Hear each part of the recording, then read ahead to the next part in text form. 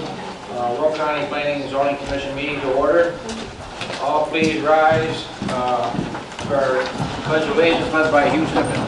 I pledge allegiance to the flag of the United States of America and to the republic for which it stands, one nation, under God, indivisible, with liberty and justice for all.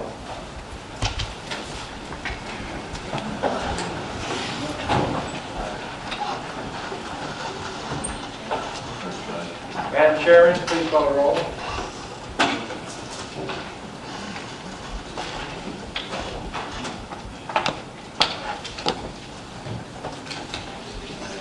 Mike Carruthers, Joliet Township.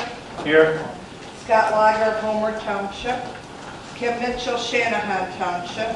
Barbara Peterson, Washington Township is here. Hugh Stiffen, Frankfurt Township. Here. Thomas White, Troy Township. Here. Chairman Len Balone, Manhattan Township. Here. In your package, you had the May 1st, 2018 meeting minutes. Are there any additions, deletions, or corrections? I'd like to entertain a motion. Motion to approve. Second. We have a motion and a second. All in favor, signify by saying aye. Aye. All opposed? Motion carries. Madam Secretary, do you have any announcements? Mr. Chairman, variance cases will be heard to a conclusion this evening. The remaining cases will advance to the Land Use Development Committee on June 12th, this county boardroom at 10:30 in the morning. Thank you. This time, those that are planning to give testimony tonight before the commission, I'm going to swear you in mass. So please raise your right hand and say I do after I swear you in. Do you swear to tell the truth, the whole truth, and nothing but the truth to help you God? I do. Thank you. At this time, we ask if you turn off your cell phones. Okay, first case on the agenda. We have appeal of Planning and Zoning Commission decision APCD 18-001. And Janine from our staff will handle this. You handle it? I can. Okay. Thank you, Mr. Chairman. I had provided you all a memo with your packet here just to kind of outline what was going on with this appeal. So, as you remember, Mr. Tyler Jabay, the applicant, had come before you back in February with two variance requests. Both of those variance requests were denied at the February 6, 2018 Planning and Zoning Commission meeting.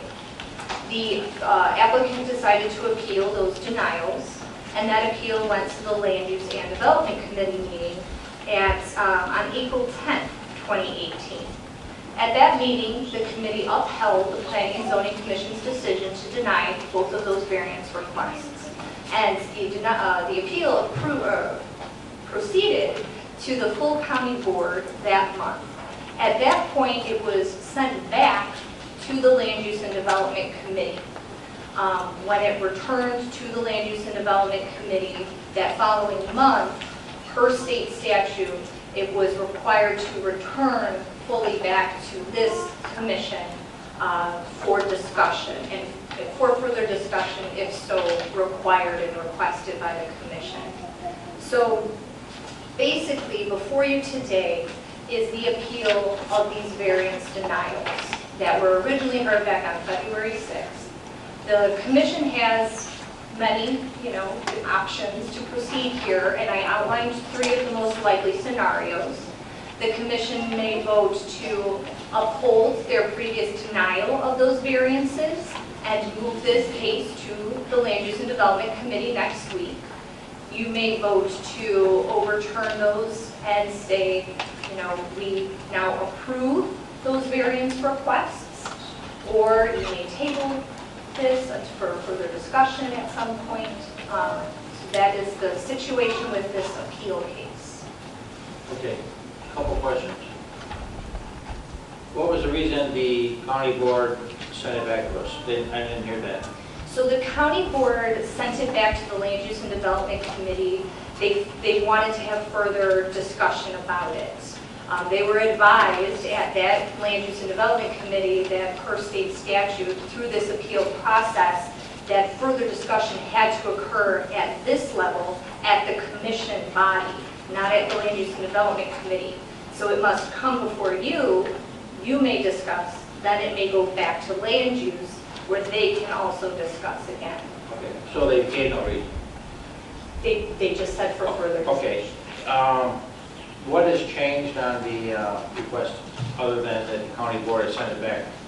Absolutely nothing. Okay. The variance requests remain the same, and the applicant is just appealing those denials. Okay. Do you have anything else? Anybody else have any questions? Okay. Do we can call the applicant now?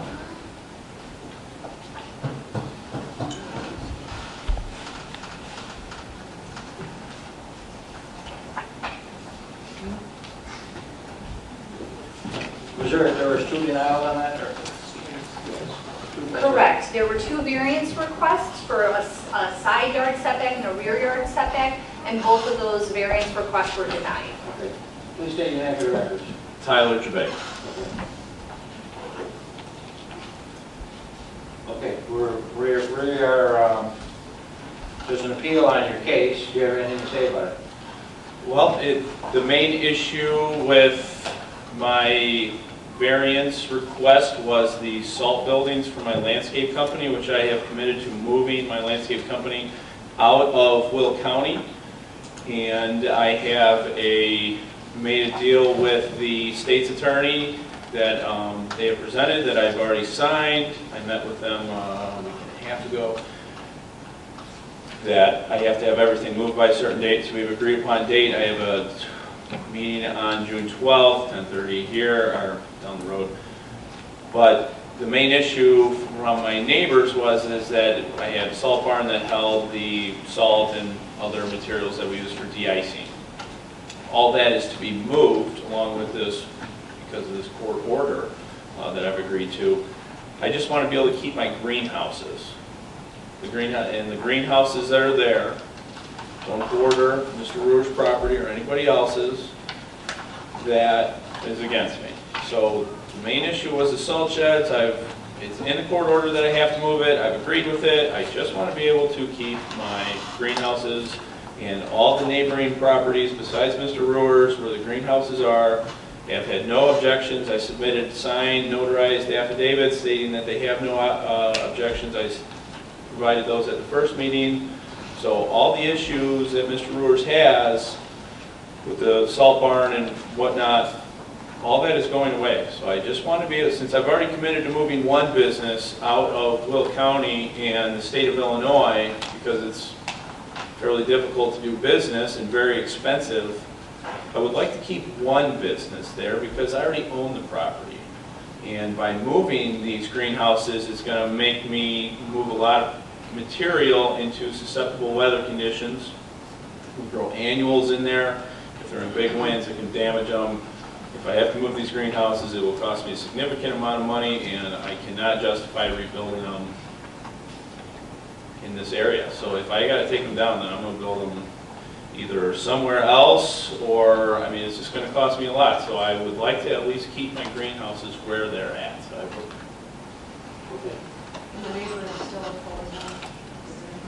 So according to Judy Ogala, Mr. Ruhr's doesn't have an issue with the greenhouses, but that's hearsay. I don't know. The last time I tried to talk to him was at one of these meetings, and it didn't really go anywhere. So I've not. This is really new information. Yeah, it's brand new from last week. To the greenhouses, to be honest with So the greenhouses were, no, that was one of the issues, because the greenhouses showed that they were within the 2 feet of the property line. Okay, so that's not new information. That's, Sure, and I would just like to clarify for the commission, if you remember, Mr. Jabay was in violation for constructing these structures without permits, but also for operating the landscape business without the special use permit.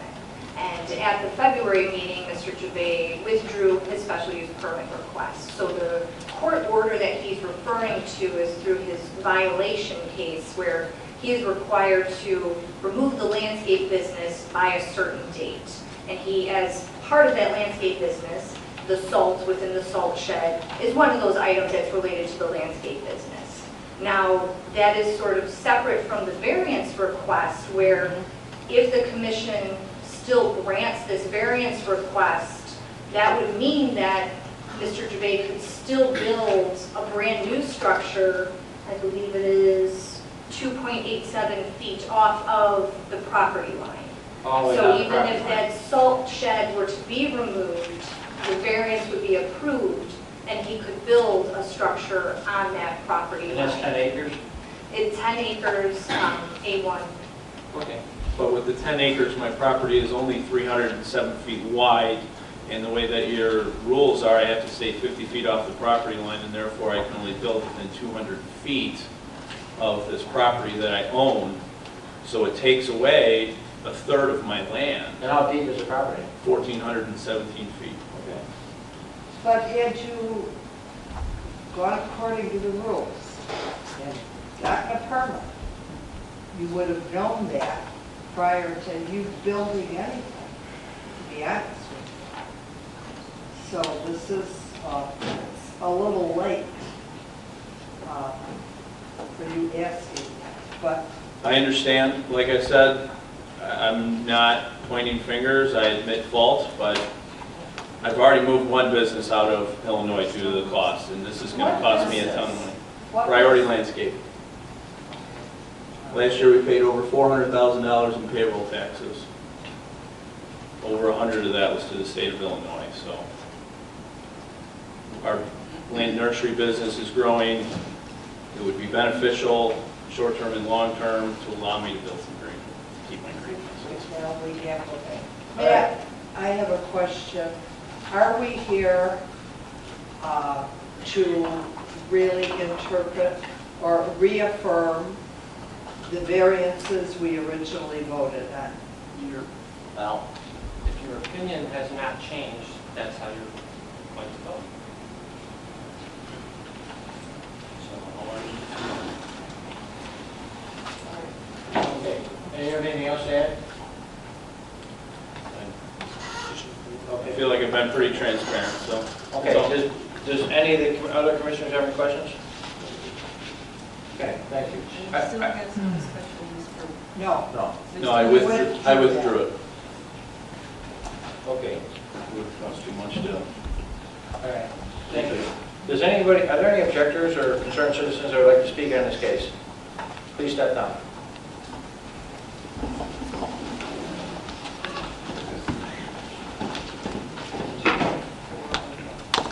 He basically wrote. He basically wrote.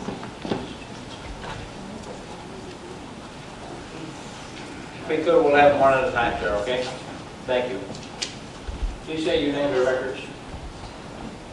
Sure. My name is Dan Bolden. I'm an attorney for Ken and Fran Brewers. We're the objectors, some of the objectors to the original variance request. And we're here again objecting to the appeal. We object to the appeal on two grounds. First, the alleged appeal process, in our view, violates the county's code, and in any event, the instant appeal should be denied for the same reasons as the original variance request. Assistant State's Attorney Guzman and I have a respectful disagreement about whether the county's appeal process for variances is valid.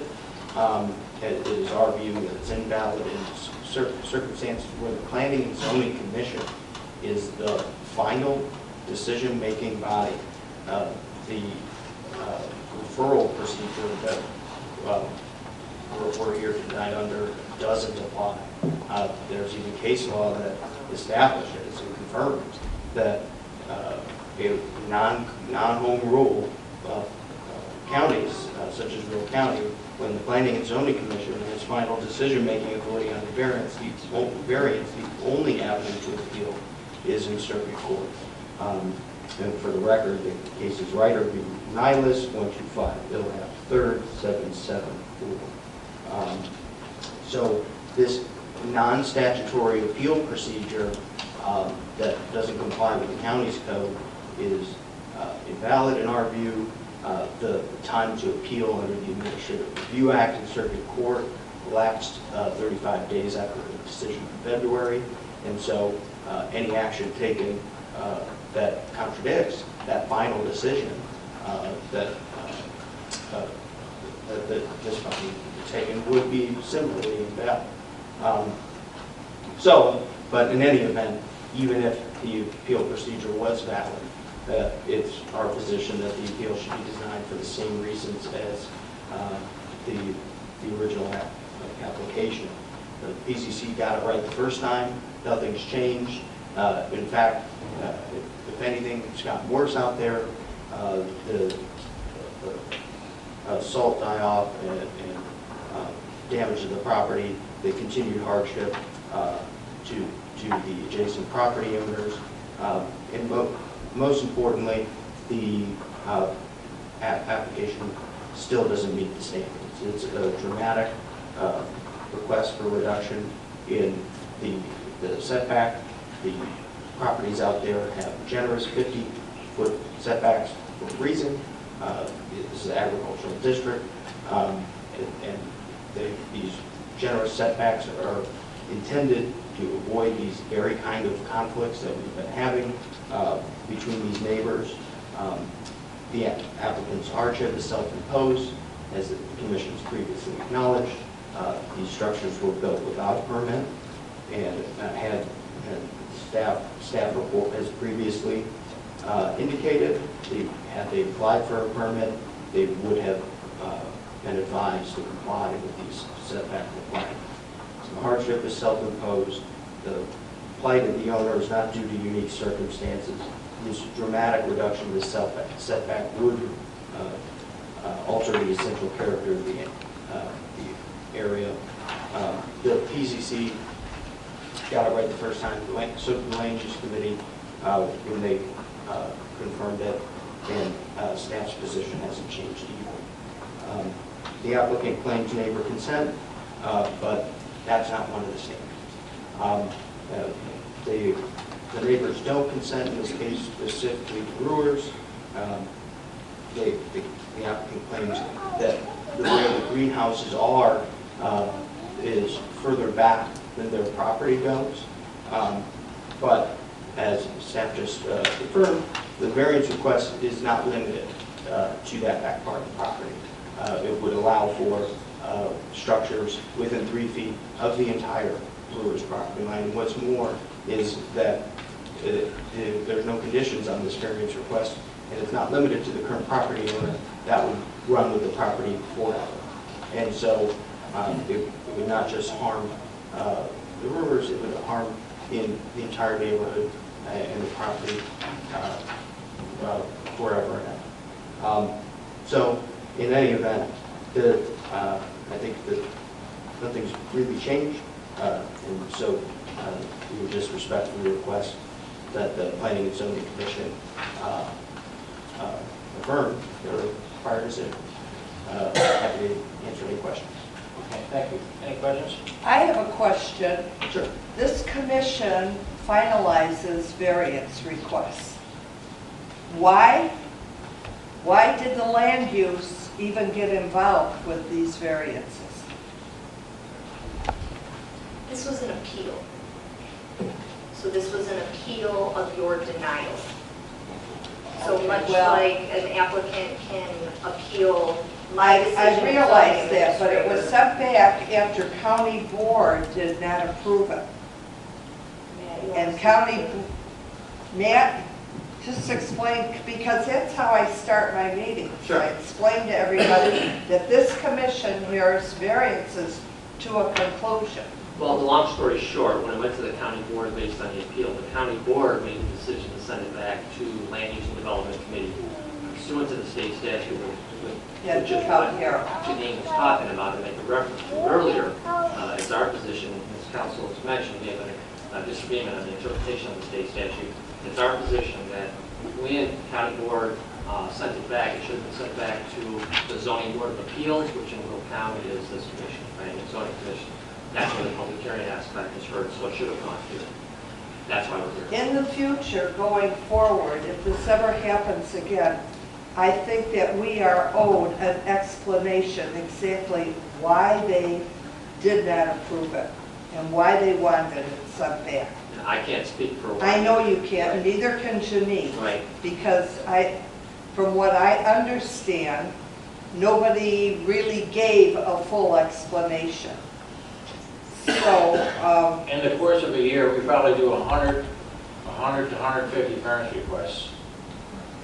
Do any of those other variance requests ever come before the county board? Or is it because someone was squawking and decided to have one of the county board members bring it up as an issue? That's what it sounds like to me. I would say, I'll kind of look at Jess here too. Since I've been here for about a year and a half, this is the first appeal of a variance denial that I've seen. So they're very infrequent. Infrequent. I've been here 15 years. This is the first one. The other thing I gotta say is this, is this actually a process that we have in place? The appeal Or- process? Yeah, for a variance. So for an appeal of a variance denial, yes. That's in the county statutes. It's in the Will County zoning ordinance, Okay. and then we adopted that from state state statutes. statute, really. Okay. Now, Chairman, we have been given 3 different ways to approach this. The vote actually was 4-2. The first variances was 1 yes, 5 no's. The second variance was 2 yeses, 4 no's. Both of them failed. So in that case, Well, this is what, as far as which way we're gonna go, well, which way, we have other objectives. So why don't we hear the objectives first? okay. Okay? Do you have anything else I'm to add? sorry, I didn't see you and you wore an orange shirt. Thank you. Okay, please step up, sir. This is an appeal, okay? We can do a lot of things, but I think basically what we're gonna do is we're gonna vote on it. Yeah.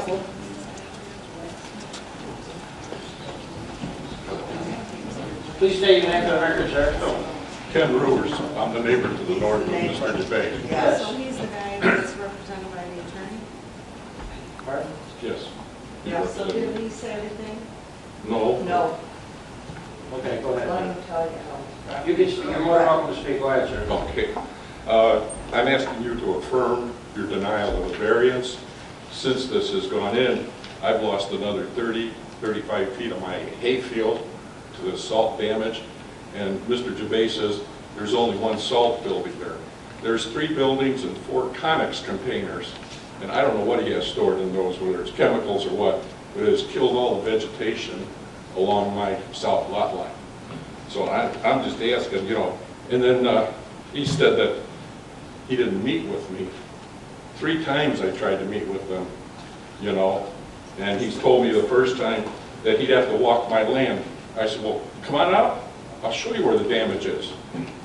He denied that, So there was 3 other scheduled meetings. The last one was the 15th of June, which 10 minutes before the meeting, he says, I'm canceling, I can't make it. So it wasn't just this one encounter here where we tried to work something out. I told him about the salt, how bad it is, the vegetation that it's killing. It took a good portion of my hayfield out. Okay, question for you. Yes, sir. At a previous meeting, there was talk about the rear of your lot and the rear of the adjacent lot to you flooding. Is that correct? To a certain extent, yes, because the violation of him with this variance, right, he actually was 15 feet on my property digging there and broke the drain tile going out there, which caused a lot of the flooding going through it. He also elevated for the greenhouses about 2.5, 3 feet, brought in stone, which changed the contour of the land. So I have to say right now, some of the water issues, since he got that fixed and capped the pipe that he put in there, it hasn't been bad. So. Anything else to add, sir?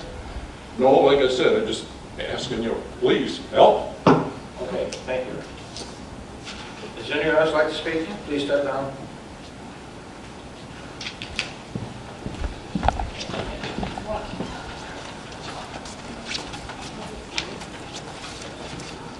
Right here.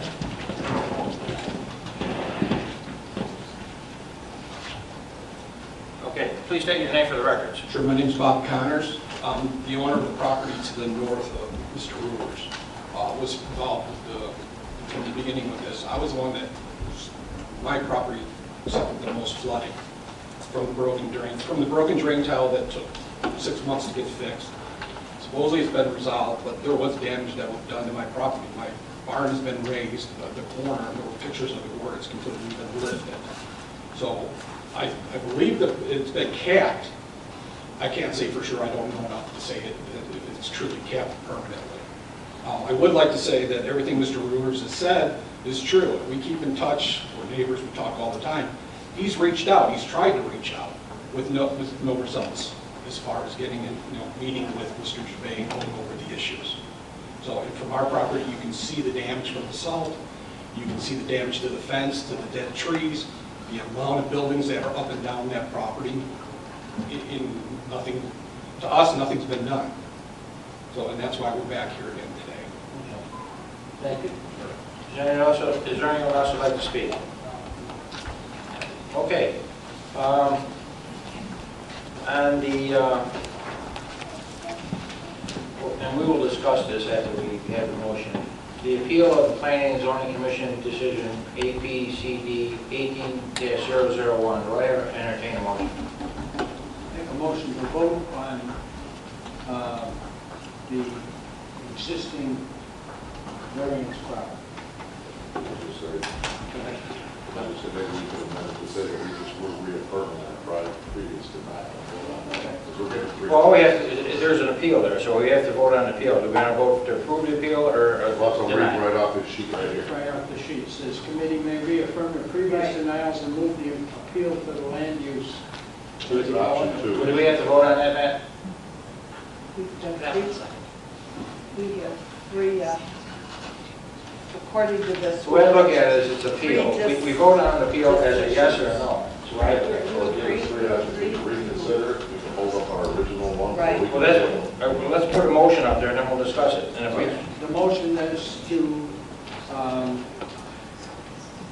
go ahead and vote on the commission that we may reaffirm the previous denials and move the appeal to the land use and develop committee for consideration at the June 12th, 2018 meeting. Second.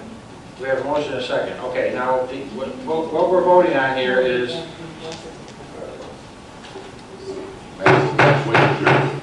what we're voting on here is the commission may reaffirm the previous denials and move the appeal to the Land Use and Development Committee for consideration at the June 12th, 2018 meeting. So in other words, if you vote yes, you're reaffirming the previous denial. If you vote no, that means that you're not reaffirming the denial and the appeal is... So you're changing your previous vote. Yes. Are we clear? So basically, we're going to say, the vote is to send it back to, we're confirming our previous decision and sending it back to Land Use Committee. That's what we're voting on. Do we have any other questions? Is that correct? I want to make sure that we're all on the same page, so that we all understand what We we're doing. can't hear you. How's that? The Yes. extra. Okay, I just want to make sure that we're all on the same page and that we all know what we're voting for. We have 2 variances here. Yeah. I may have voted to approve the variance, Yes. and I would like to reverse that vote. Okay, my suggestion, and that was what I was concerned about. So my suggestion is that we take them in turn, each variance and go Oh, down. we would normally. Okay, that's what I Yes, want. that's what we always do. That's why I want to Your make sure. suggestion is that we take each individual variance and re-vote on that? Yes. Yeah. Okay. Just like it's a new We'll withdraw that motion then, and we'll take a vote on the first. Variance for minimum side yard setbacks from 50 feet to 2.87 feet. Second. We have a motion and a second. Is there any further discussion? Roll call vote. This is for the variance request. Yes or no? That was motion and second for the first variance. Okay, Roll call well, vote. somebody's got to motion. We did already. You I did. second Oh, his I'm motion. You sorry. and Tom It's did. ready for a roll Okay. call vote. Okay. Variance for minimum side yard setback from 50 feet to 2.87 feet. And I voted for approval of that variance, okay? Approval of that variance, so if you deny it, it's a no. Carruthers, No. Lager's not here, Mitchell, I also previously voted to approve, and I'm reversing it. yep, so you're voting no. Okay, Peterson votes no, Stippen. No. White, No. Chairman Lonzolo. No, motion fails. Next, we have a second requested variance. Second requested variance is approval for a variance for minimum yard setback from 50 feet to 11.69 feet. Second. We have a motion and a second. Any further discussion? Roll call vote. Carruthers, No. Lager, here, Mitchell. No.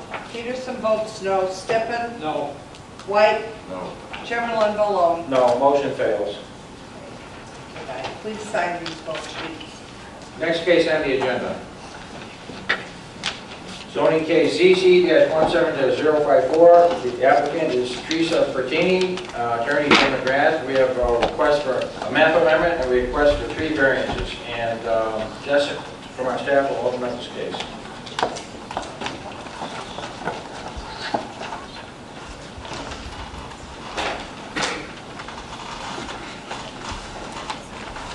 Ladies, do I have a signature sheet or not? Not for this Okay. one, yes. For Jess's 2 cases, No, okay. but not for the last one. Okay.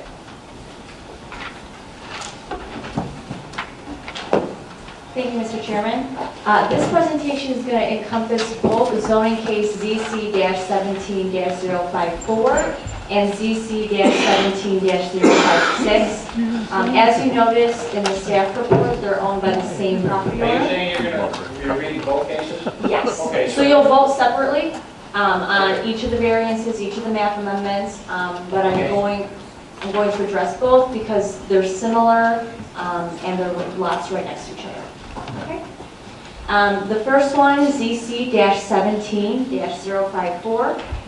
The owner and the applicant is Teresa Pertini. The attorney is Timothy McGrath. This zoning case takes place at 1427 East Cass Street, and it's a request for a map amendment from C2 to R5, and 3 variances to bring the parcel into compliance with the Will County zoning ordinance. The first one is a variance for lot size from 10,000 square feet to 6,308 square feet. The second one is a variance for lot frontage from 70 feet to 46.54 feet. And the last one is a variance for rear yard setback from 25 feet to 11.4 feet. And that addresses the residence.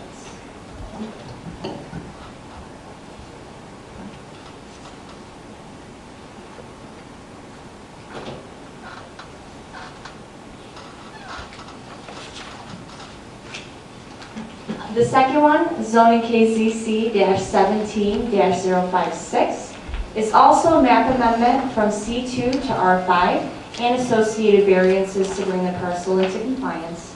The first variance is for lot size from 10,000 square feet to 6,225 square feet.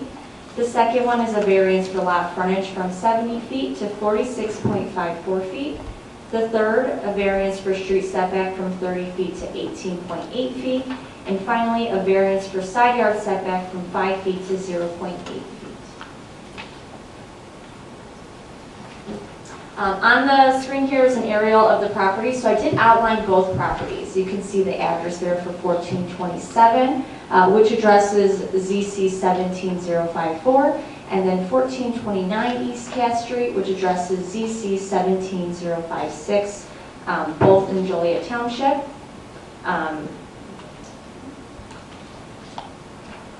Here's the zoning for the property. Again, both the properties are zoned C2.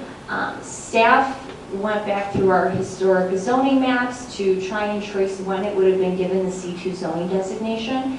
And that research really ended up being inconclusive. It looks like it may have happened as part of the comprehensive rezoning in 1978, but there is some other reference there to some dates when there could have been a rezoning.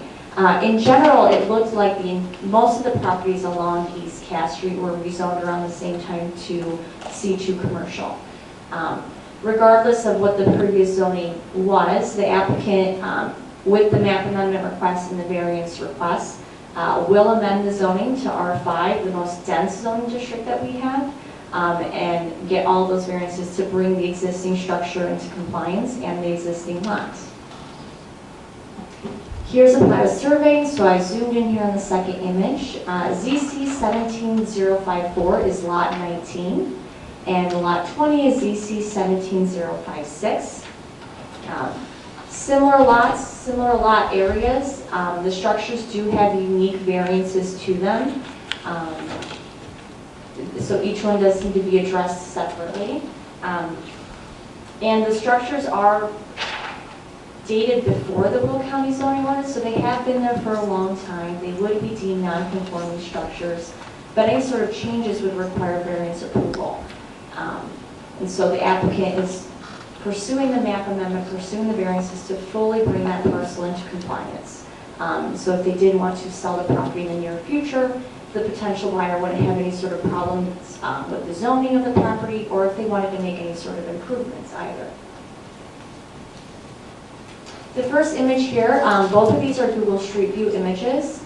The first one is of ZC 17054, a single-family residence, and you can see it's set back far in the back of the lot, so they are not looking for a variance for street setback.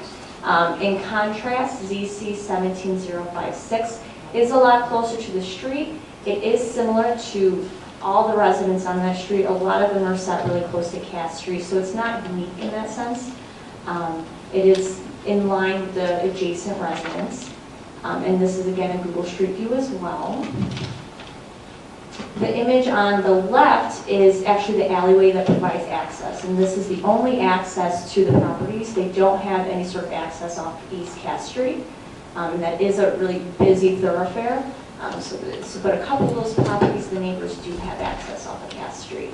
And the second image is looking west along Cass Street. So you can see the property on the corner is not included as part of this request, but this is the neighboring parcel. So it is close to the street. There is a slight change in elevation between Cass Street and the residence, but no separate entrance off of that street. Staff is recommending approval of a map amendment from C2 to R5 with the following variances, as I mentioned earlier. The map amendment request is really addressing an existing situation. The surrounding property and the land uses, the zoning, it's a mixture of commercial, residential, because it is a denser zoning. A lot of the parcels are also incorporated within the city of Joliet. So you have a little bit of mix there in densities, you have a little bit of mix of incorporated parcels versus unincorporated parcels. So especially according to the land resource management plan, they fall within the urban land use context there. So you have a mix of uses within that urban setting. You could have commercial next to residential. You could have, it around a busy thoroughfare. It's a little bit more open-ended in that sense.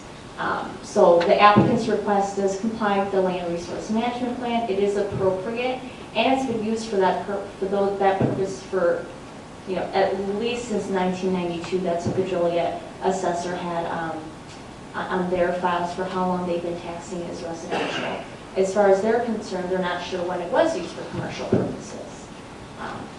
In the second zoning case, ZC 17056, staff is also recommending approval of that amendment from C2 to R5 with the associated variances for all of the same reasons. It is an appropriate request. It does fit the area, and it does comply with the land resource management plan. So that concludes staff's analysis. Thank you. Any questions of staff?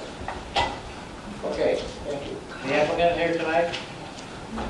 Good job.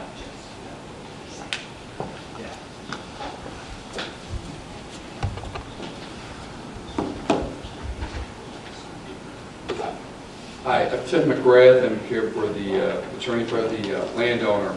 My clients have owned this property, I think they said 35 to 40 years. They initially had lived in the bigger house, and about 20 years ago, they actually moved to Wilmington. Now, when they bought it, it was under their understanding that it was residential. They believe, I think, to the west, a business went in probably in the early 90s or late 80s, and they think maybe it got switched at that time, but they're not sure. They would like to sell the property, but the problem is, to get a loan, they can't sell the residential property that has commercial zoning. So the reason is not only want to bring in the compliance, but they also need the residential zoning, or a home buyer will not be able to buy the property because it has commercial zoning. And so that's the reason for the request. And any other questions? Okay, thank you. Are there any questions to the applicant? Okay, are there any objectors on this case or concerned citizens that would like to speak? Okay, thank you. That's for both cases now, 54 and 56. Correct. Okay. I'd like to entertain a motion on zoning case ZC-17-054 and requested map amendment. Mr. Chairman, I'd like to make a motion for approval of ZC-17-054 for the map amendment from C2 to R5. We have a motion and a second. Is there any further discussion? All in favor signify by saying aye. Aye. All opposed, motion carries. Next we have a request for variance. Mr. Chairman, same case number ZC-17-054. I'd like to make a motion for approval for variance for lot size from 10,000 square feet to 6,308 square feet. We have a motion and a second. Is there any further discussion? All in favor signify by saying aye. Aye. All opposed, motion carries. Next we have the second requested variance. Mr. Chairman, same case number for variance for lot frontage from 7 feet to 46.54 feet. We have a motion and a second. Is there any further discussion? All in favor signify by saying aye. Aye. All opposed, motion carries. Next we have a third requested variance. Mr. Chairman, same case number, I'd like to make a motion for approval for variance for rear yard setback from 25 feet to 11.4 feet. Variance. We have a motion and a second. Is there any further discussion?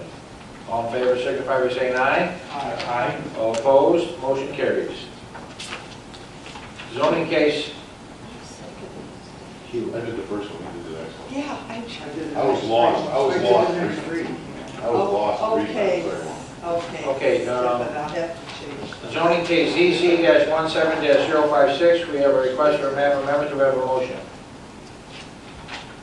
Mr. Chairman, case number ZC-17-056, I'd like to make a motion for approval for a map amendment from C2 to R5. Second. We have a motion and a second. Any further discussion? All in favor signify by saying aye. Aye. All opposed, motion carries. Next we have a request for variance. Mr. Chairman, same case number, I'd like to make a motion for approval for a variance for lot size from 10,000 square feet to 6,225 square feet. Second. We have a motion and a second. Any further discussion? All in favor signify by saying aye. Aye. All opposed, motion carries. Next we have a second request for variance. Mr. Chairman, same case number, I'd like to make a motion for approval for variance for lot frontage from 70 feet to 46.54 feet. We have a motion and a second. Is there any further discussion? All in favor signify by saying aye. Aye. All opposed, motion carries. Next, we have a third requested variance. Mr. Chairman, same case number, I'd like to make a motion for approval for a variance for street setback from 30 feet to 18.8 feet. Second. We have a motion and a second. Is there any further discussion? All in favor signify by saying aye. Aye. All opposed, motion carries. Next, we have a fourth requested variance. Mr. Chairman, for the same case number, I'd like a motion for approval, variance for side yard setback from 5 feet to 0.8 feet. We have a motion and we have a second. Is there any further discussion? All in favor signify by saying aye. Aye. All opposed, motion carries. Thank you. I do believe we have some paperwork for you, Absolutely. and we'll give that a minute. Give Barb a second. This might take a minute, people. We have some signatures to do, so have some patience. Whoa, whoa, whoa. We're back 4.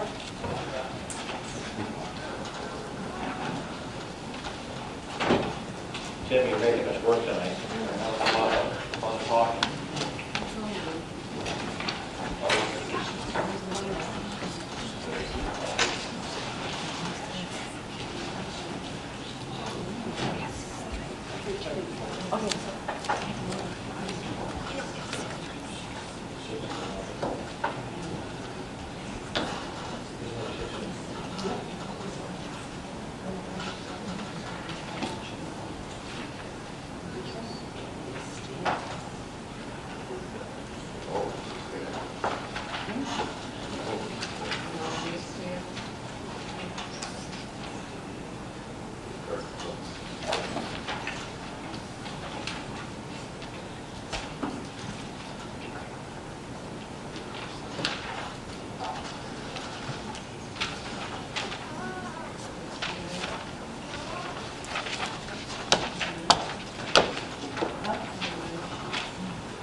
No, they're put on all of it, on the table.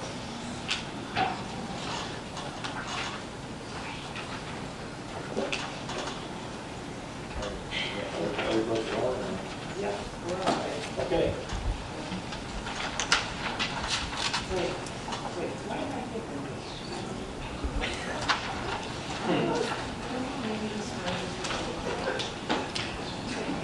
We're going to do our thing. Next case on the agenda. Zoning case is ZC-18-009. The owner is the Richard E. McHugh Declaration of Trust with 4 beneficiaries. The agent, Michael Borkowski. And we have a request for a special use permit, and Janine from our staff will open the case. Thank you, Mr. Chairman. Zoning case ZC-18-009 takes place in Manhattan Township. The agent is Michael Borkowski of Community Power Group, and the owner, as you mentioned, is the Richard E. McHugh Declaration of Trust with 4 beneficiaries. The agent is requesting a special use permit for a solar farm.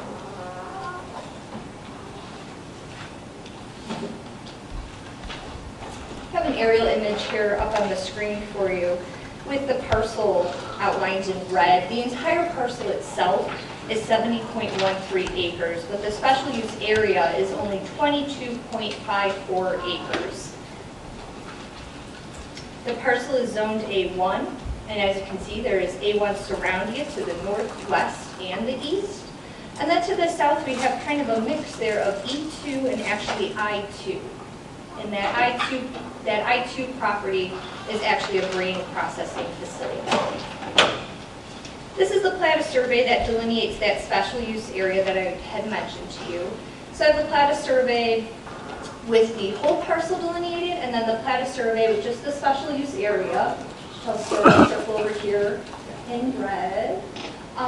Initially, when the applicant had submitted the special use permit application, they were choosing a site that was located in the southern portion of the parcel. That portion of the parcel is basically entirely wetlands. So after consultation with us and learning what the requirements would be through the site development process, should they develop within a wetland, the applicant then relocated the special use area up to this northern portion. So as I had made mention in my staff report, some of the documents still reflect that older area, that first initial location that they had selected, instead of this new location that's more in the northern portion of the parcel. And this is the updated site plan, and you can see that this was the wetland area where the site originally had been located, and then this is the proposed location now in the northern portion, which is not contained wetlands. But there is a residential property located right there to the north. There are some images of this site. This is basically a view just straight on, looking at the parcel, facing east from South Kankakee Street. This is a view just from the intersection of the roadways, actually from West Offner and then from South Kankakee Street, kind of looking northeast towards the parcel. This is a view looking south along South Kankakee Street. You can see the county vehicle there on the left-hand side, so the site in question is on that side of the roadway. This is a view looking directly west from the subject site. And this is a view basically looking southeast towards that I2, that grain processing facility that I had mentioned to you. And there are also some residential properties within those E2 zoned parcels. This is a view looking southwest from the subject site towards another residential property. Now that residential property does not technically abut this property. There is vacant A1 farmland that surrounds that parcel, but it is noticeable from this parcel. And then this is a view looking at that residence directly to the north that I had mentioned. You can see the tree, it's sort of beyond that tree line right there. So staff is recommending approval of the special use permit with 12 conditions, and I'm going to read through these conditions in a moment, but I did want to make mention that we received comments from the Will South Cook Soil and Water Conservation District, the Will County Health Department, the FAA, and IDNR, and none had objections. We did receive comments from Manhattan Township, and those were handed to you separately with a memo. I actually just received those this morning. And Manhattan Township passed a motion of no objection to the special use permit for the solar farm. So standard condition number 1 just grants us the right of entry on the property for purposes of inspection. Condition number 2 limits the height of the solar panels to 25 feet at maximum tilt. Condition 3, perennial vegetative ground cover must be maintained and established in all areas containing solar arrays and in required setbacks to prevent erosion and manage runoff. Condition number 4, along the northern boundary of the project site, which is that northern boundary abuts that residential property, which contains ground mounted equipment, including solar panels, a landscape area of at least 10 feet in width with at least 1 shrub per 5 linear feet, plus at least 1 evergreen tree per 25 linear feet of perimeter area must be provided. Shrubs must be at least 3 feet in height at time of planting. Evergreen trees must be at least 5 feet in height at time of planting. A landscape plan shall be submitted at time of site development permit application for land use approval. Condition number 5 describes the road frontage landscaping, which basically mirrors the same which is detailed in condition number 4. And again, those are taken directly from our ordinance requirements for solar farm facilities. Condition number 6, topsoil shall not be removed from the site during development. Condition 7, outdoor lighting is prohibited. Condition 8, on-site power lines and utility connections must be placed underground except where it is necessary to connect to the existing overhead utility lines. Condition number 9, any solar farm that has not produced energy for a continuous period of 1 year or more must be decommissioned in accordance with the decommissioning plan and addendum currently on file with the Will County Land Use Department with updated costs. And again, that addendum is referring to a document that we had adopted for previous cases that basically mirrors an ag mitigation agreement and the sort of terms and conditions that are outlined in that. And since that is not an officially adopted document as of yet, we call it a decommissioning plan addendum because it basically outlines specific terms that will, conditions that will be addressed during the decommissioning. Condition number 10, the owner and/or operator shall submit a copy of the decommissioning plan to all property owners within the boundaries of the special use permit area. The property owners shall sign affidavits acknowledging receipt of the decommissioning plan and their respective responsibility for decommissioning costs. These affidavits shall be submitted to the zoning administrator at the time of building permit and/or site development permit application. Condition number 11, prior to submission of a site development and/or building permit application by the owner-operator, a pre-construction meeting shall be held. The agencies individuals invited to attend shall include Will County staff, elected official, Will County Farm Bureau staff, and other interested parties as determined by land use staff and/or the owner-operator. And the final condition, the owner-operator shall retain an agricultural specialist or agricultural consultant to serve as part of the development and/or construction team. The agricultural specialist or agricultural consultant shall be retained prior to submission of the site development and/or building permit application. So these conditions are what the county board has worked on because of the previous solar farms, and they've come back up with this. On this plan, are there bonds related to the decommissioning costs? Is there a financial fiduciary responsibility up front? So between the developer and the county, there is not. Now, per the documents that we have reviewed by the company, they do have a corporate guarantee between the developer and the property owner that the developer will decommission this site. But it was the decision of the county board that This is a private property matter that the county is not to be involved in retaining a sort of financial surety for the decommissioning of the site. But on the decommissioning of the site, does that mean that the site will be brought back to farmland? Correct. So Okay. every bit of equipment that is associated with the solar farm facility, the fencing, the footings, the cabling, etc., all of that is removed from the site. Anything else to add? That's all I have. Any other questions to staff? Okay, thank you. This time I'd like to call the applicant down.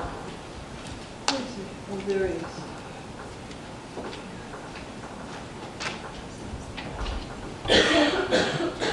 Please state your name for the records. Michael Borkowski. Pardon? Michael Borkowski. All right, so you're the agent? Yes, I am. All right, do you have anything to add? No, I thought that was a fairly comprehensive overview of the project. You had nothing else to add? Okay. You know, we have worked with many of the neighbors and addressed some of the floodway concerns, as well as ensuring that there's certain access to be able to farm the rest of the facility so that they could get their different spray booms and the likes along the north sides. So, because we had originally anticipated, even after we moved the facility north, that they would access the land from the south. But the south floods out, and so you can have some limited access there. So we actually reconfigured things a little bit to slide it down so that there would be an access path along the northern side of the facility. What's the projected lifespan of the facility? Yeah, so the panels themselves come with 35-year warranties. So, you know, we would expect that they'll be there minimum of 25 to 35 years.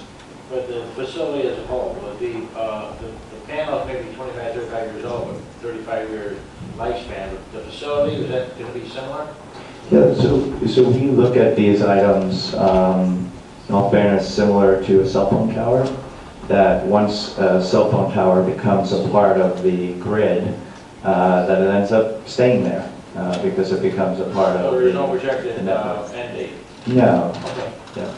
All right, any other questions? Okay, thank you. Are there any objectors or concerned citizens who would like to speak on this case? This is the one in Manhattan. Please step down. And Mr. Borkowski, if you'd like, you can respond to the objector or concerned citizen after he speaks, if you'd like. Thank you. Please state your name for the records. Yeah, Arnold Johnson. I live in Manhattan, Illinois. I actually live across the road from the site, and I also farm this farmland. I'm not in disagreement with this. As a matter of fact, I've signed a site control agreement with another company, which is going to be across the street from this. So I just wanted to, there was a couple concerns, mostly with Commonwealth Edison, which obviously you guys don't have anything to do with that. You're just doing the special use permit tonight. But that was about it. I'd just like to voice my opinion on the site, and it was moved back to 145 feet so that I can get to that 10 acres that would have been almost landlocked with the 50 feet. And I guess they've addressed that, but other than that, I guess that's about it. Okay, so this is south of Elevator Road then, huh? Yeah. Or north of it? Is it north of Elevator or? No, it's not. It's north of Elevator Road. It's north of Offman Road. Okay, okay. Offman. So this was Dick Fusel property? Yeah. Okay. All right, thanks. Okay. Any other concerned citizens or objectors who'd like to speak? Mr. Bukowski, you want to respond? No, thank you. Okay. Okay, at this time, we want to case EC-18-009, I'd like to entertain a motion for a special use permit. Mr. Chairman, with regard to case number EC-18-009, I'll make a motion for approval of a special use permit for a solar farm with the 12 conditions. Second. We have a motion and a second. Is there any further discussion? Roll call vote, please. Brothers. Yes. Lager. Not here. Mitchell. Yes. Peterson votes yes. Stippen. Yes. White. Yes. Chairman Longbolow. Yes, motion carries. Thank you. Next case on the agenda, zoning case ZC-18-010.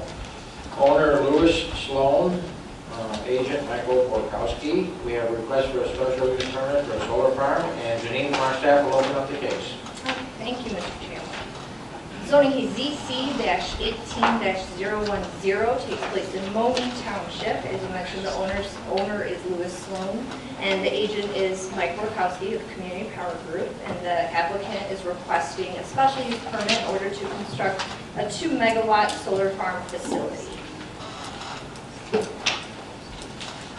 This is sort of an unusual situation where this parcel has actually not been yet divided. It was over 100, I believe it was 113 acres, a little over that, and it was divided into 11 or 12 parcels. Each, it's A1, each was over 10 acres, each met the frontage requirements, but it has not been processed through the county offices yet. So the applicant is, and I just kind of notated it roughly here in red, so the applicant is constructing this solar farm just in this outlined portion here. So it has not yet been assigned a PIN number, as I mentioned, and the parcel is 30.134 acres, and the applicant is having the special use area apply to this entire area. As I mentioned, the property is zoned A1, and it is surrounded by A1 zoning. These are the Plaza survey for those 3 different tracts. As I said, the property was divided up into multiple different parcels. So you can see heading, tract 10, so heading from the south to the north here. So tracts 10, 11, and then 12. That looks like a surveyor's nightmare. If not, you don't even want to know. And here's the site plan on the screen for you here. And you can see this is a little difficult to read, but the access road is down here to the south. So it is not coming from Illinois Route 50, even though it sort of cuts over here to the inverter. These are just some images of the site. This is basically looking directly, towards where the solar farm would be located, looking north from West Offner Road. This is looking at the intersection from Illinois Route 50 and West Offner Road, looking north. This is looking directly west across Illinois Route 50, so there is the railroad tracks there, and then beyond the railroad tracks are residential properties. This is a view of the residence that is located directly to the south, directly across West Offner Road from the site. This is a view a little bit closer towards Illinois Route 50, looking at that property to the south and sort of looking towards Illinois Route 50. And then this is just another view looking at the subject site, basically looking northwest. So staff is recommending approval of the special use permit for the solar farm with 12 conditions. As you will see, these conditions are basically the same as the aforementioned conditions for 009. So I am not going to read verbatim each of these unless you would so desire me to. I do not believe so. So I will touch upon the landscaping ones though. So you will see in condition number 4 along the northern boundary of the project site, landscaping will be required. And then we have here along the road frontage areas of the project site in condition number 5 as well. And those are the standard conditions. So the road frontage in this particular situation is going to be along Illinois Route 50 and then along West Offner Road as well. Why on 3 sides, not the 4th? The north side is on adjacent to farmland, the east side is also adjacent to farmland. Sure. So, sorry, Jess, could you back the train up a little bit? That's good. Okay, so what we are doing, because of the slant of this property, and in order to screen from this residential property, we're requiring the landscaping along the northern boundary in order to screen from this residence. Because this is just vacant farmland, you are correct here.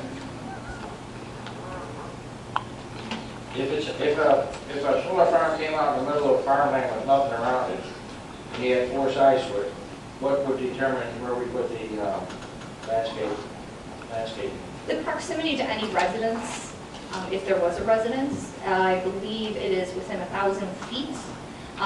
If it is also within 1,000 feet of a road, it would require The it. reason why I recall it, because we had a case earlier this year, that there was a subdivision about a mile away, and the people were here, and I think that was a requirement that they put it on that side. It was roughly almost a mile away. Just want to know what the criteria is for determining how we landscape each lot line. That's all. Sure, and for some of them too, and you'll notice in the following case, 011, even if a residential property is maybe 1,200 feet away, if it's beyond that 1,000-foot limit, and Jessica or myself go out to the site, and perhaps due to topographical conditions, that property is more elevated and it looks directly onto the site, we may feel, in our professional opinion, that it would benefit from landscaping on that side, and we would require sort of that on that side of that property, just due to the nature of this site. So what you're saying is that basically it's by opinion that we, other than the 1,000 feet rule, by opinion determines that. Correct, and for the previous case that you're talking about, which was heard, I believe it was approved back in January, that site was, or I should say, that zoning case was applied for prior to the zoning ordinance update in January of 2018 of this year. So that was also something that was added on prior to us having these standardized requirements within the zoning ordinance. And I did just want to make mention to staff received comments from the Will Southwick Soil and Water Conservation District, the Will County Health Department, the FAA, an IDNR, and none had objections. Okay. Any other questions of staff? Okay, thank you. Is the applicant there that would like to speak?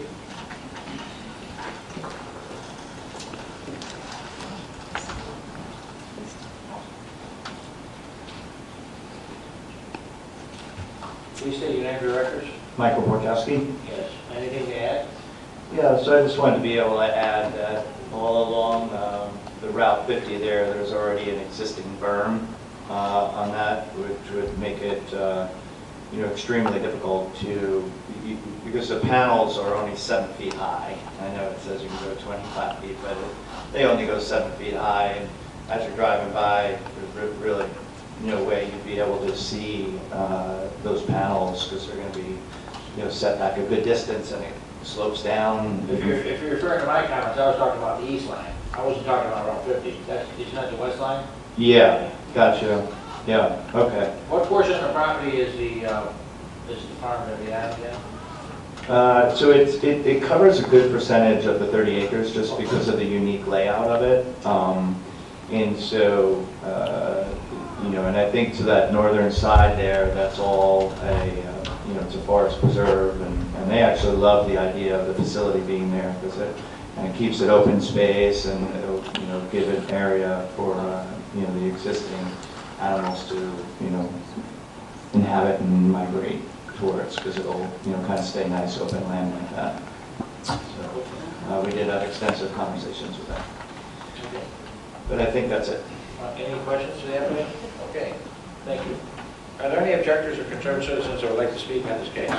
Please step down. One at a time, please.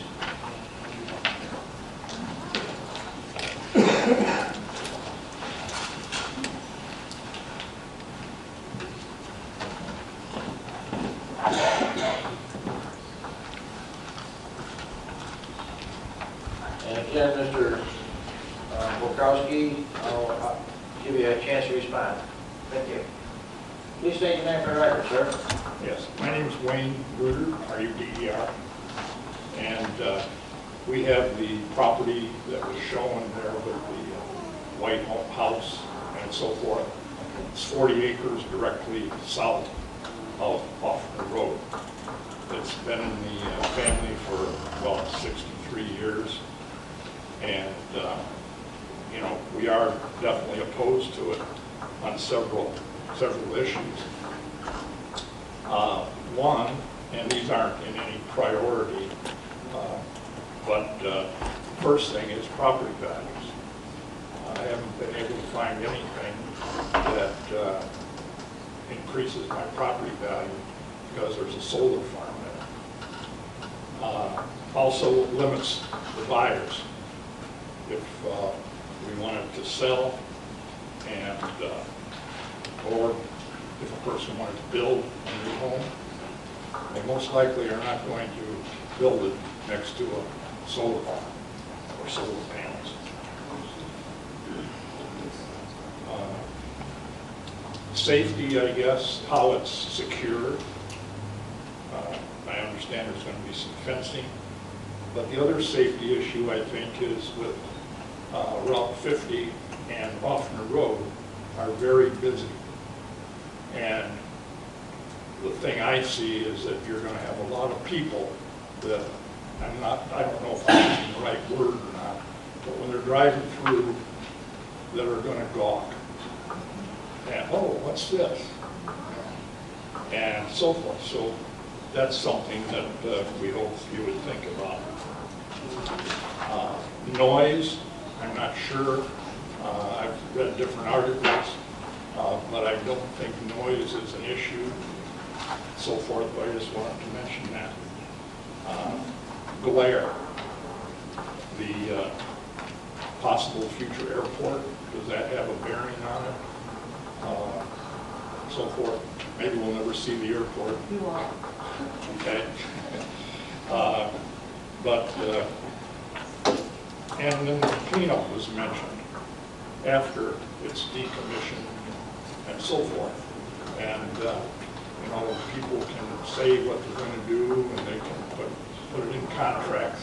But when a corporation decides to fold up and they file the necessary legal forms and so forth, it's very possible that's sitting there. And we as neighbors are basically have to look at it. Water pollution. Currently, the township has a 12 to 18-inch tile that runs into our field, and it does flood the field. And my feeling is with all these panels, this is going to run off and even cause more flooding to us. The forest reserve concerns me as far as will this affect the animals that are there? Will they migrate into the solar farm system? I don't know. I'm just mentioning.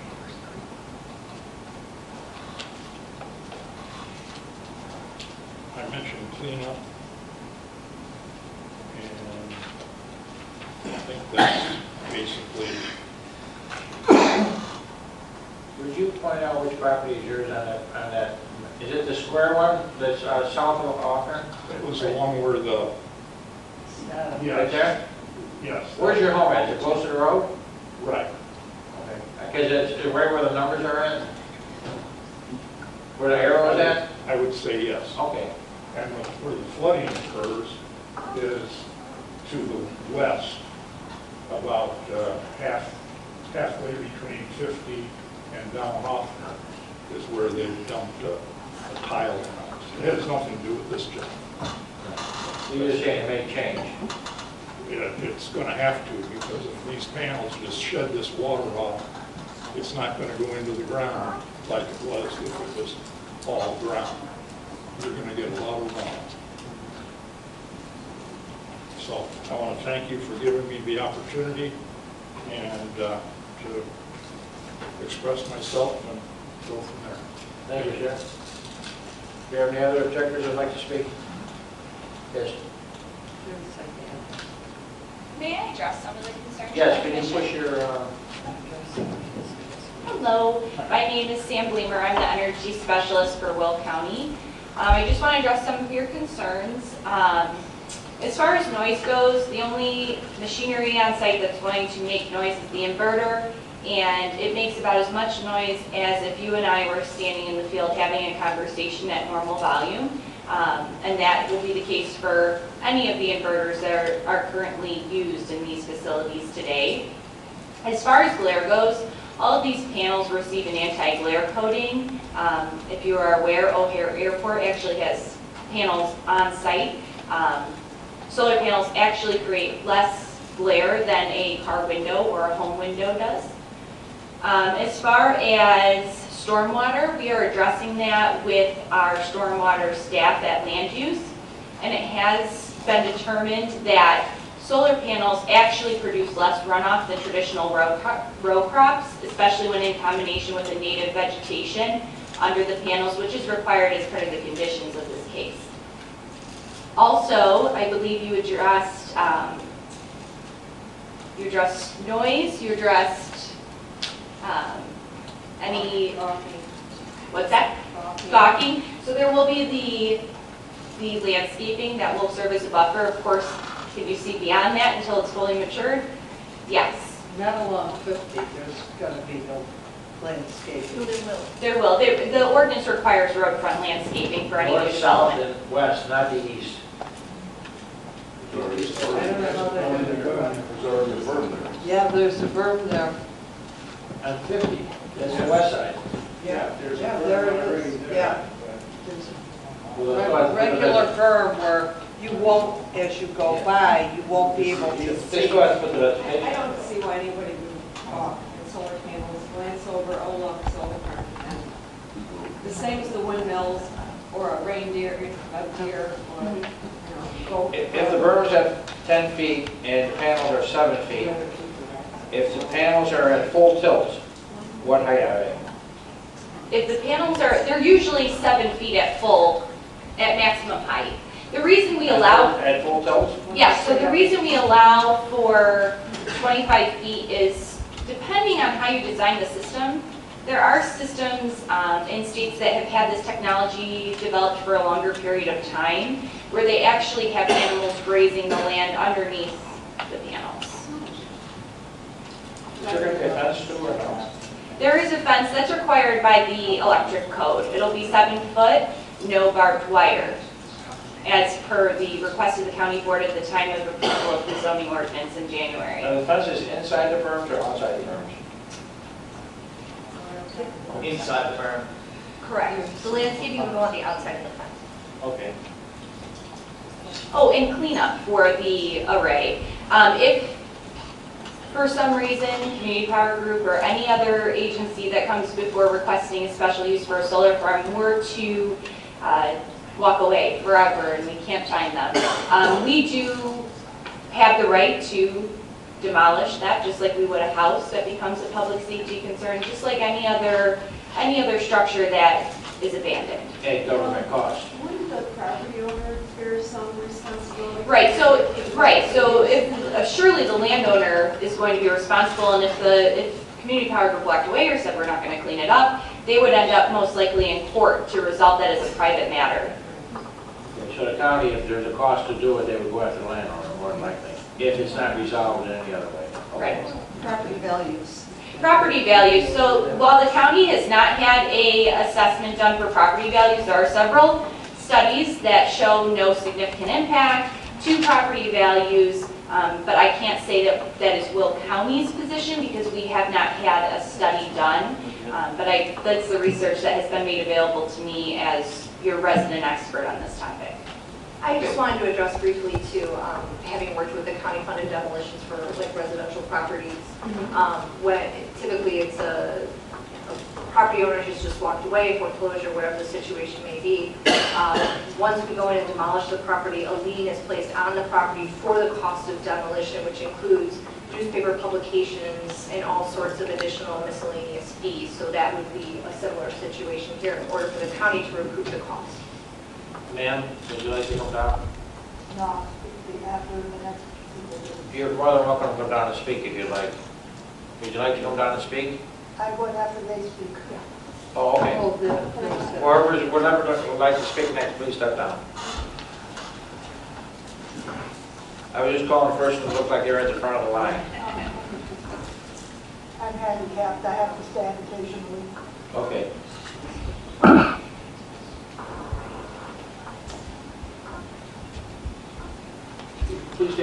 record? Sure. If you can pull that right now. Yes, thank you. My name is Maria Abney, and I am a resident of Moni. I live at 27640 South Egyptian Trail Road. So it is a neighboring home. It's the residence that's been referred to right up in the corner there. You can see that in the upper right corner. 27640. Yes, I see it. Yeah, perfect. Great. You're right next to the Forest Preserve? That's right. Okay. Yes.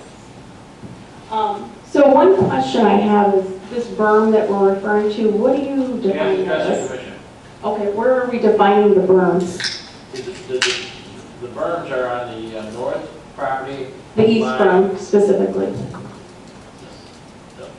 From what I read, the berms are on the north property line, the west property line, and the south property line. They're not on the east property line. Okay, Am what I was correct? the reference to the, I guess, on the landscaped area that we were covered with the berm? Is that? Three the- sides, not on the east side, even though that's at an angle, the east side is not required. Right, and where is that berm defined? I'm just trying to understand that because it might have an impact to me. Go ahead, if you, Janine. So I think we're confusing berm with a landscaped area. Okay. We define berms as actual land-mounted things. So we're talking about landscaped areas that include trees and/or shrubs, sort of a combination of those. Right, I understand what a landscape area is. My question is, the eastern berm that we decided we weren't going to landscape because it's natural, Or is there, where is that?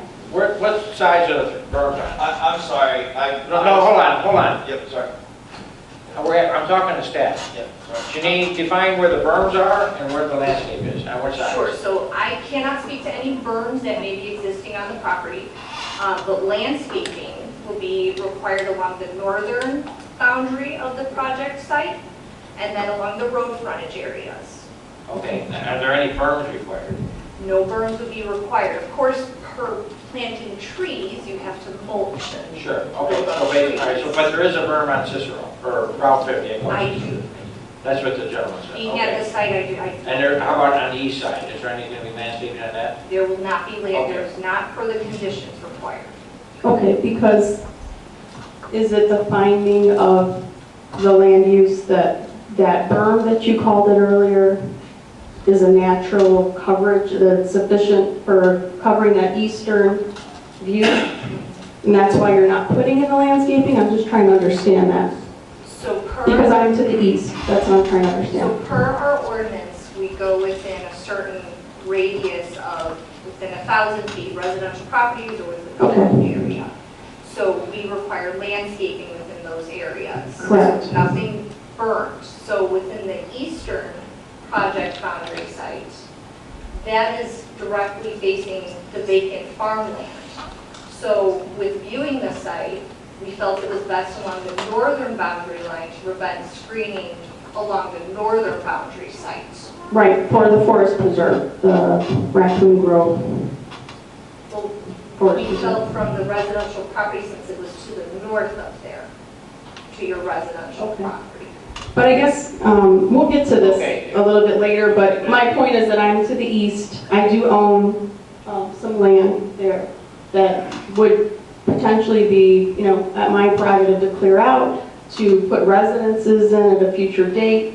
And I'm just curious if there's any foresight in the event that, a landowner changes their plans and adds residences. Can you and address the commission? they're close. I'm sorry, I don't know, because we're kind of back and forth The here. question I have to you is, does your house, do you own all the way down to Offner Road? Yes, Okay, all right. I own the creek that goes to Offner Road. That's been loosely referred to as the berm that didn't need landscaping. Okay, That's what I'm getting at. okay. So just raising that point because I think that we need to look 35 years ahead according to the plan and the lease that's 25 years, right? Yes. How many acres do you have there? 16.202, So it is subdivided. correct. Okay. So thank you. I just wanted to make that abundantly clear, and it was a little bit ambiguous, and I think we all can benefit from being clear here. Okay, with that said, now that we've discussed the berm on the east, couple of points, staff analysis, point number 4, bullet point number 1. The description of the parcel is that it is a parcel that is unimproved and vacant. I take issue with that description because I know the history of this property, even though I am a new owner, in the fact that this property was entered into the Will County Prairie Restoration program some years ago. And so to call the property unimproved and vacant is inaccurate, because my understanding is that dollars were put into that investment to take the land and return it to the prairie. And I'm guessing those are also government dollars in combination with the private owners. I'm not fully aware of the Prairie Restoration Program, but my question is, why are we putting a solar farm where we've already spent tens of thousands of dollars to restore a prairie? Because the owner wants to. Okay. And, and that's a great, thing about being a capitalist society. We can do whatever we want. But ethical solar companies also have been very vocal about saying that they've also recognized what is called a non-optimal site.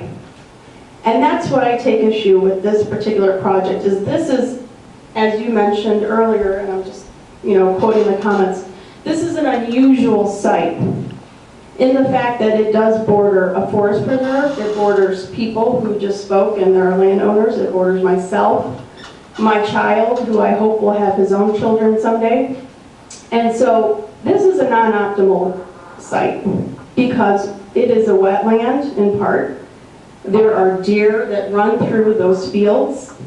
There are, I can count maybe about 25, 30 songbird species that my son and I have identified.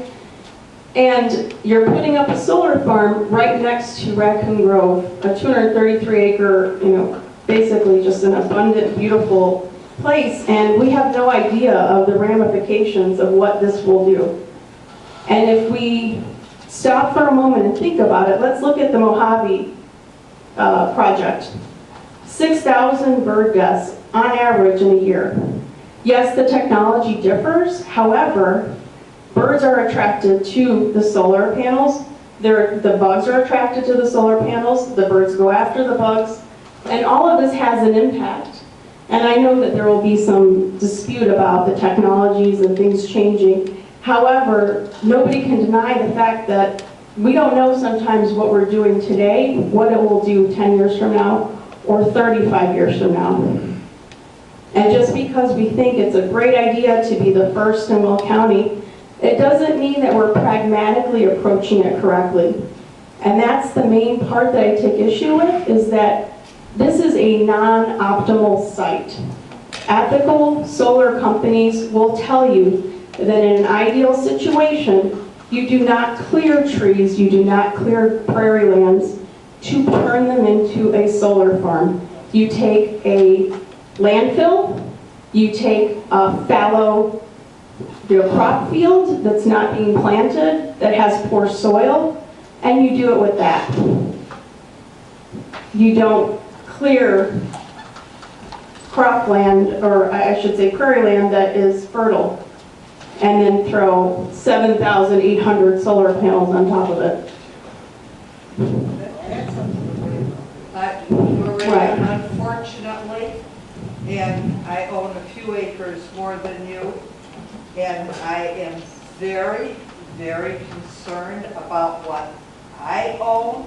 It's mine, and I want to do what I want to do with it. Basically, that's it. You can't handcuff anybody and tell them you cannot do this with your land that you own. That's correct. However, people, the public, have the right to raise these points to our elected officials and to say, listen, are we pragmatically, are we really thinking about this? Is this the right land use? Since we're asking for a special permit for land use, that's what we're here for, right? So we're all trying to be good stewards of the land, trying to be good stewards and citizens. that are making sure our community is moving forward in the right direction? Why are we not talking to the Moni Chamber of Commerce and asking for rooftop solar farms on buildings that already exist? My question is, what is this approach that we're taking with this valuable land that does sit in close proximity to the Moni Reservoir, the water reservoir? We talked about water pollution and runoff. Have we talked about how these panels rotate and the lubricants that are required to make that motion happen to capture optimal sun? What happens to the water that runs off from those lubricants? Or are you going to tell me they're organic and sunflower oil? I mean, maybe they are. I don't know. Yeah, I'm going to promise you one thing. The minutes will be typed for this particular meeting. And I am going to request that your testimony be submitted to each county board member for them to think about it. You're here at a public meeting and you have very valid points. So I am going to make sure that our county board members who make these decisions, we elect these, the people elect these particular commissioners according to districts, that they do get your testimony. I promise you. I greatly appreciate that. And like I said, I will not drone on. I've kind of made my main points. I'm going to wrap this up. But I wanted to put this, and I want to stress as a closing statement, are we approaching this in the best manner for our community? Looking at this land, what it offers, what it contains currently, to say that it's undeveloped, unimproved, and vacant, it is not. And I see the animals, I see the abundance. And also, in one last closing statement, earlier it was mentioned that the Forest Preserve loved this project. That is not true. I have an email from the Forest Preserve that says, and I quote, "Hi Maria, as promised, I'm responding to your request for information regarding the proposed solar farm at Route 50 and Offner Road. While we cannot control what municipalities or land developers do on property adjacent to our preserves, we often provide comments during the planning stages to attempt to minimize potential negative impacts to the natural resources we are trying to protect in our preserves. In this case, the developers provided our organization with a set of the plans for our comment. We have since met with the developers and they have been receptive to our recommendations." That was not Name. right here, Laura Curran, and her title is Director of Marketing Communications, Forest Preserve District of Will County. Why was this not mentioned? Well, it sounds to me like they've met with them and they're satisfied with the response they've been given. That doesn't sound like... It was not cited as a body that provided feedback. A whole list of bodies was cited.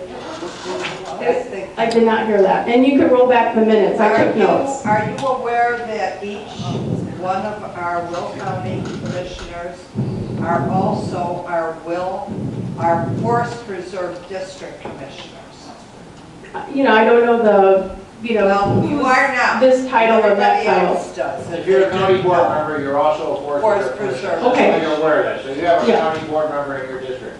The other thing I'd like to mention is this, is I think that, just so you're aware, this is gonna go to the land use committee and then also to the county board. So that's your call on whether you make it up to those meetings. I will be, Just so yeah, you're at every aware. meeting. So I just moved to Moni and I plan to be here and I will be active. So Very good.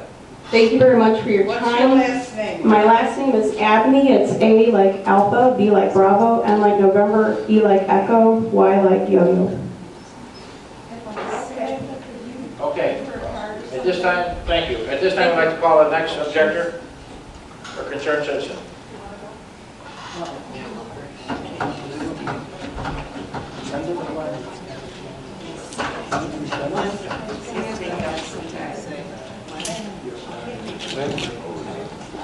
Okay. The only, one thing, we allow everyone, go ahead up there, sir, and I just want everybody to know that we allow everybody to speak, but we just ask that you don't repeat points that have already been brought up before the board, because they already are in the record. So please say your name for the record, sir. My name's Dustin Adney. I'm an engineer, welder, fabricator, self-employed right now. But I've got 20 years in maintenance and building of structural steel and things like that. So there are a lot of unforeseen things with the solar panels. And as far as the building of them, there's very controlled safety procedures in the production of them because they contain cadmium, gallium, and a lot of other bad things. And a lot of the outdoor supports are galvanized steel, which is full of zinc. Now, just one of those things running off into the water from a rainstorm could destroy things. I own the property that my wife pointed out, the row of trees that goes south down to the road. That's a creek. It's gorgeous. I invite anyone to come walk it, and you'll see. I've walked the land. The water runs in from the east onto the creek, and then from that field, the cornfield, onto the creek. So whatever they put there is going to wind up in the creek where my son plays. I've tested the water. You can drink it. It comes out of the reservoir through the reserve. I've tested the pH is above 7. You can drink it if you have to. So he can play in it. Now, with this stuff upstream from it, we're going to run into cadmium, gallium, and all those toxic products, the degreasers, the lubricants, everything to keep it maintained. And one thing that hasn't been mentioned that really scares me is the EMFs that come off of them. The gentleman mentioned cell towers. I happen to be highly allergic and have problems with electromagnetic frequencies. I sold our home in Tinley Park for that reason. I was sick for over a year. Nobody could tell me what was wrong with me. Thought I was dying, and my doctor said I was allergic to something. We had a smart meter removed from our home, and I bounced back. And it turns out I have because I was raised in a very rural area, I was never put around any of it. So I'm very susceptible to it. So we specifically moved there for that reason, because there's nothing around us. And me and my son, I'm afraid to be susceptible, and his skull is a lot thinner than ours is. So children, the damage is sometimes irreparable. We're not going to know for another 10 years. So I'm super scared about that, because if it affects me like it did, we'll have to sell and move. But I test the EMFs. If I get above a 0.50, I get a headache. I've been on the interstate. If I'm within, say, if I see a cell phone tower, I can feel it. And some of these places get up around 300, and 0.50 gives me a headache. So you can imagine, nosebleeds, worry about my son, worry about my creek. And I think this all kind of boils down to dollars and cents. It does. Okay, you can feel. That's the bottom line everywhere. Money. Exactly, and that's terrible, because money is nothing but the value we give it. It's paper. You could fill this whole room up with paper, and you could say I could have that farm, and my son be able to play in the creek, or this room full of money. I'd walk right out that door. It's not even a contest to me. You get to live this life once, and when you die, I don't think you take none of the money with you, honestly. So I just want a safe place for me and my son. That's why we moved here. And I think, the board, obviously, you're wise to get where you are. I think the safest course of action is there's 4 sites. Why are we doing all 4 at once? Why could we not do 1 or 2 or however many they need, just to monitor if we run into any unforeseen circumstances or cause any irreparable damage, that we could maybe do it there instead of in this beautiful place. Like, it really is beautiful. It's like you went back in time. I drive that road all the time. Yeah, you can walk that creek. You have my permission, walk it, and tell me how much money it would take. I just think that there's a wise way to do this. Like, I understand we could move forward, but I don't think we have to do them all at once, shotgun style, and not be able to know what's going to happen. Because, I've built a lot of stuff like this, structures. Something always falls apart, something always happens. That's understandable. But I just hate to see it happen in such a wide way when we could prevent it and bring it through as and monitor what's going to happen. So then when you do move into sites like this, you have a list instead of just doing it, I think it would be a really wise way to do it, to bring it into increments and then say, oh, you know what, we did have this problem. On the next one, we're going to catch it, we're going to fix it. I think that's the best way to protect our children, because our children are going to inherit this town. Lord willing, that's what's going to happen. So I'd just rather leave them some of this than a pile of paper that may soon be worthless. Dustin, maybe you can attend the Land Use Development Committee meeting on June 12th in this county boardroom. Yeah, I'll be there because You have some very valid. this will call, I can tell you now that there's no way the EMFs, due to the communications they're going to have on these inverters and stuff, on the Wi-Fi, there's no way it will not cause me physical harm. There's no way they can keep it under 0.30 kilo or Gauss. So I can tell you now it will cause me physical harm. You know what, we'll get to that. We'll let him speak. Okay. I think that's it, guys. Just the chemicals that are going to be used in it, and I'm in the property values study, which I'm not worried about the money in it. And there's hundreds of petitions nationwide to remove cell phone towers that are already in existence. They've been proven to cause biological harm and leach hazardous chemicals in an environment. And, I just don't want to do this right next to the nature reserve. It's the first one we roll out, I don't want to, 10 years from now, everybody look back and be like, wow, that was handled poorly, when we could put it through in increments. And we could catch anything that maybe we're not thinking of, because nobody can see in the future. I certainly couldn't plan all this and not mess up, and I couldn't imagine doing this many at one time. I would roll them out slowly, so you actually can't. She said we didn't have a study on property values. We can have that. Unfortunately, we can't regulate Yes, applications. I understand. Just so you're aware of that. Yes, that's your guys', I'm way out my league here. All right. Thank you. Thank you. Okay. Anyone else would like to speak? Yes.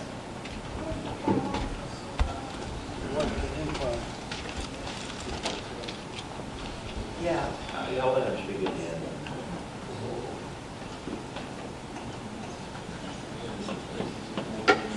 Go up to Nick. I got it.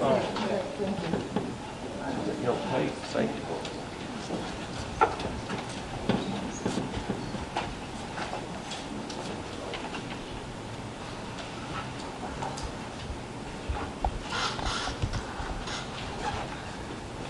Please state your name for the records, ma'am. My name is Dorothy Margrath. I live in Raccoon Grove, which is just south of Monique. I live in the area which will be affected by this solar farm.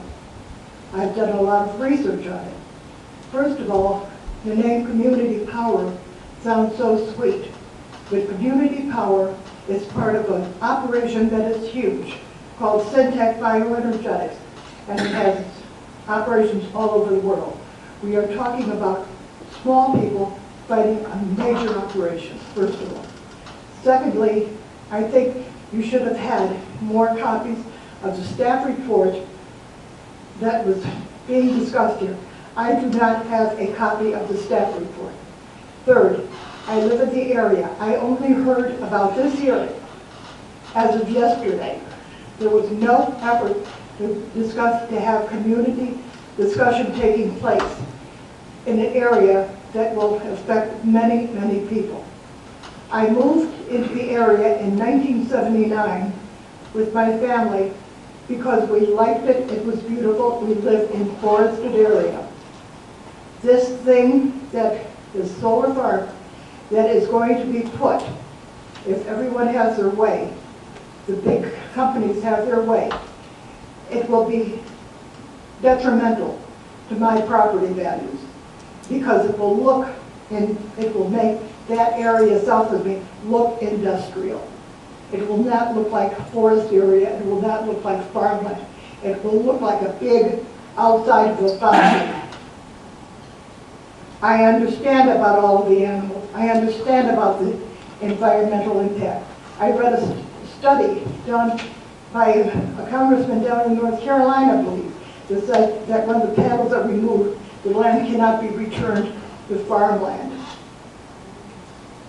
The area is beautiful. Why destroy it for some major corporation that can be doing, and is doing business around the world. Let them stay around the world and stay out of my area. Thank you. Janine, aren't the cases published online?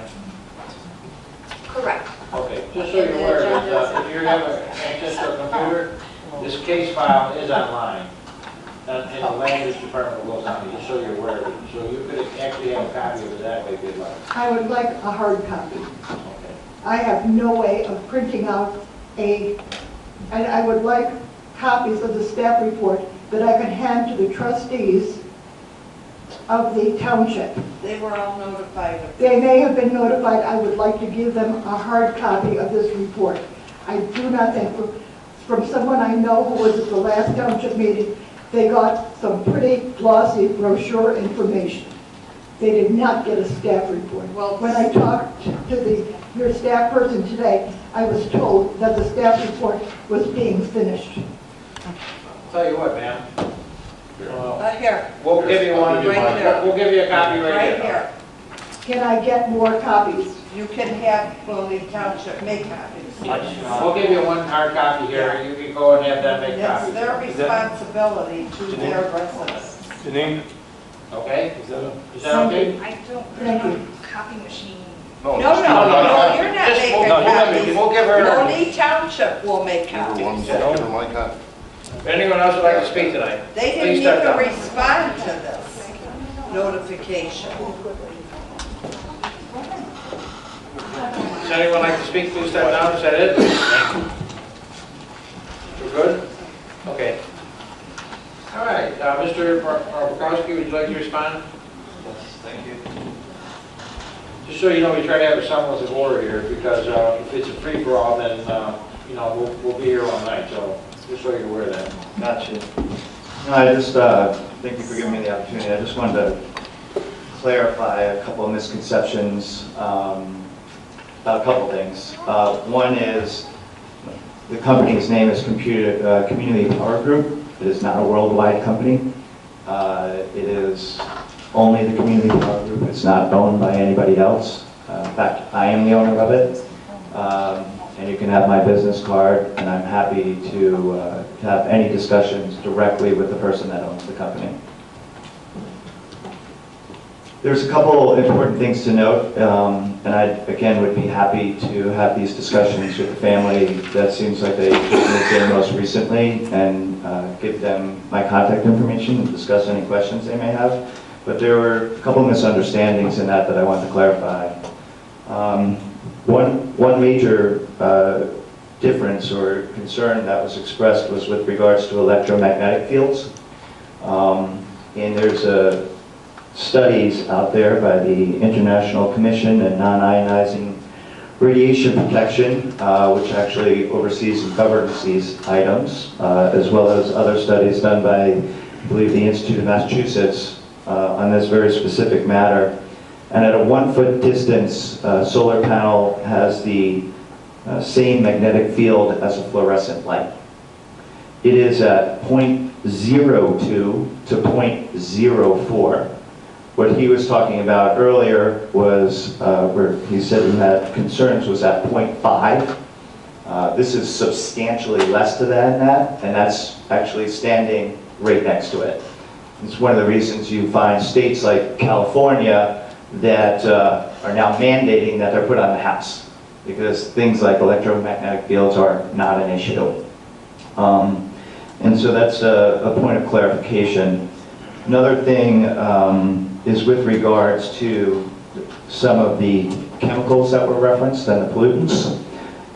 Those items are used in the manufacturing process for the most part. The chemicals that have raised certain concerns.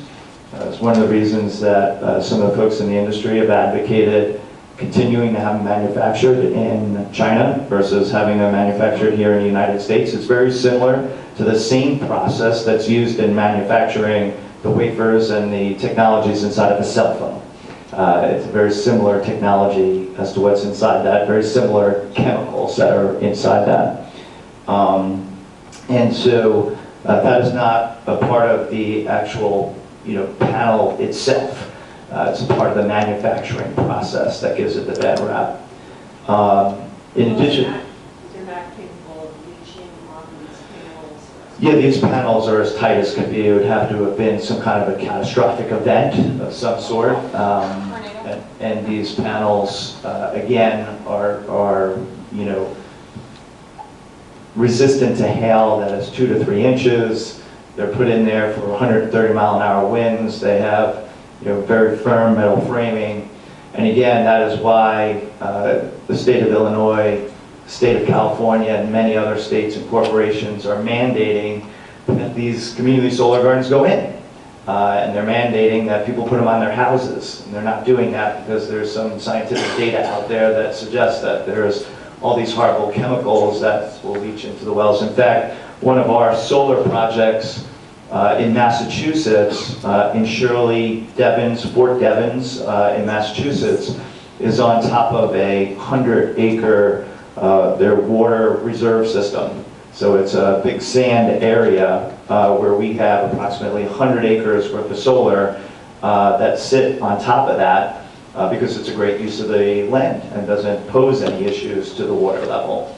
And that is a project that can be researched. It was evaluated by countless organizations in the Army Corps Reserve and everything else, and the Massachusetts Institute you know, reviewed it as well, you know, for any potential water issues, and that is a up and operating facility again. So the other thing with regards to the project in the Mojave Desert, that is a project that uses a different technology.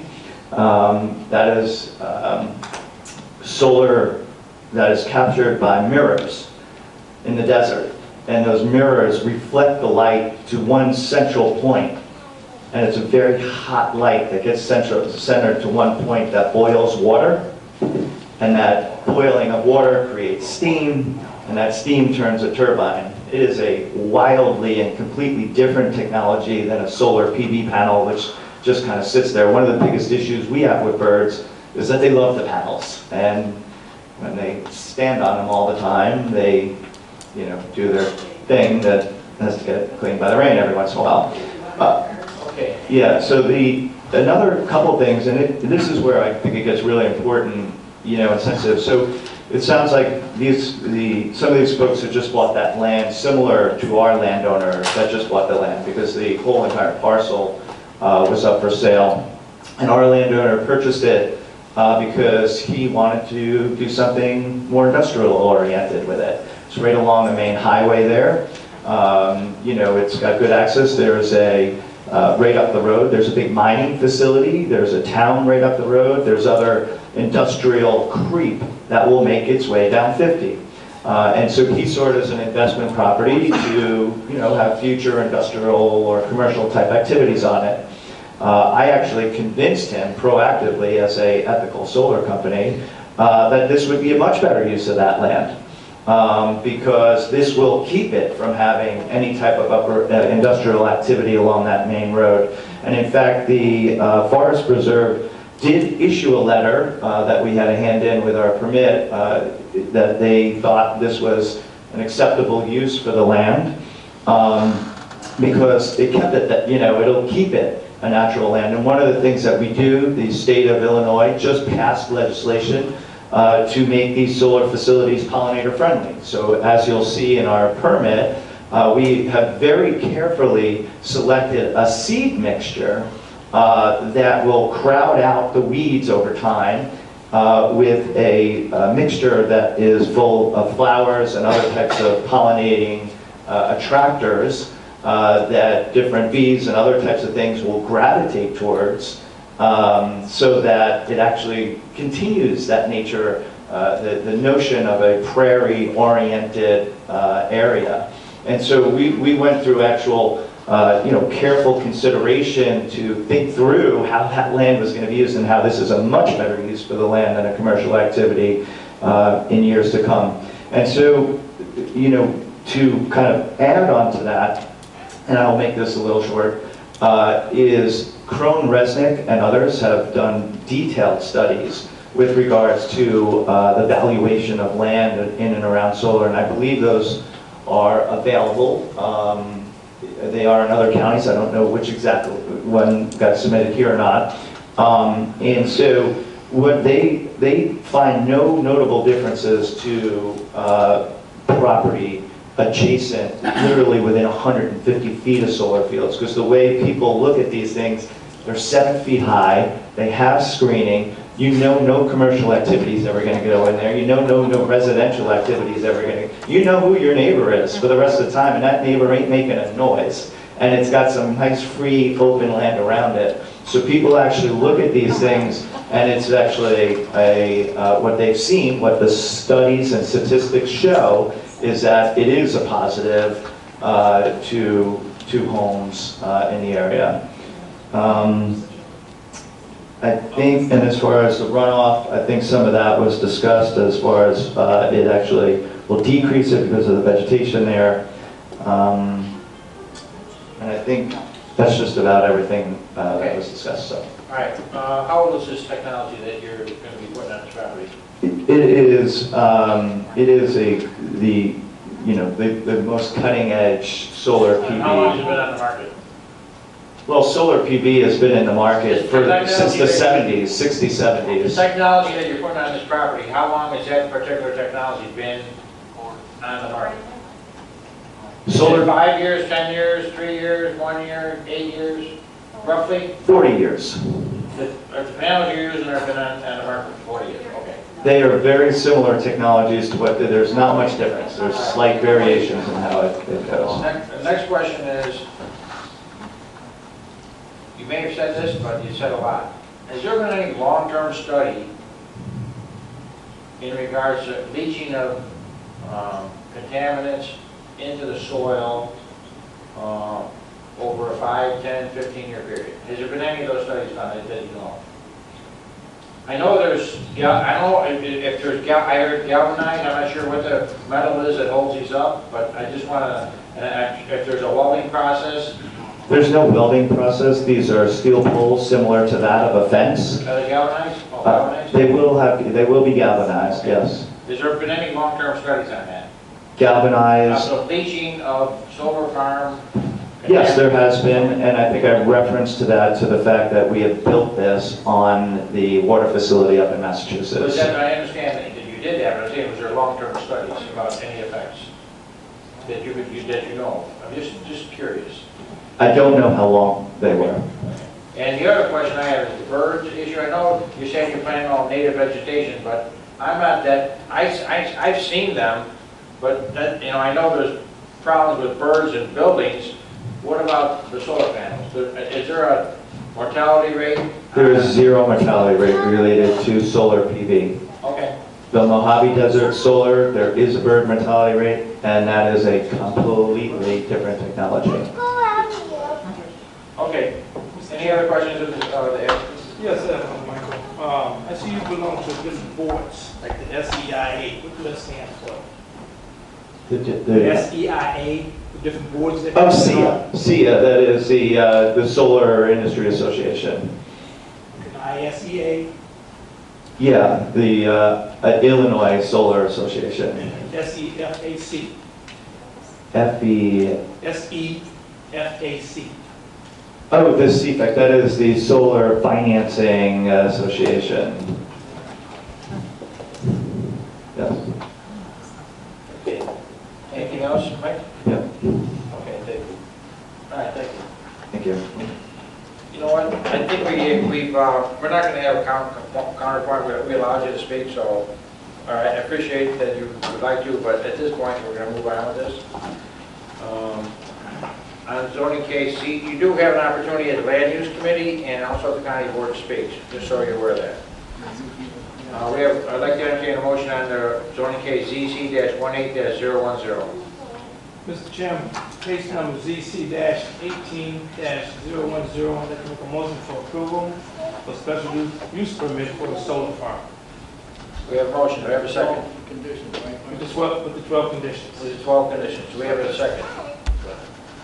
Is there any discussion? The only thing I have to say is that when I first looked at the site, I said, wow, that looks like the south end of the Moni Reservoir. I didn't realize the property to the north was Forest Preserve District. And I'm not opposed to solar farms. Seems as though they're a pretty passive use.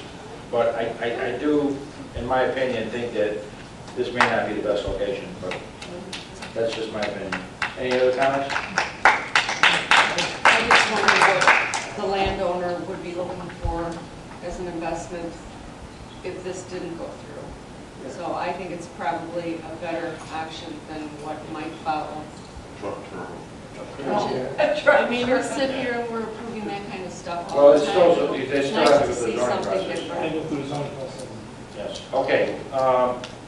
We have a motion and a second. A roll call vote, please. Carruthers? Yes. Margaret's not there. Mitchell? Yes.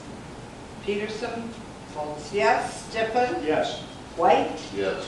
Chairman Lonvalo? No. Motion carries. This will go to land use and county board.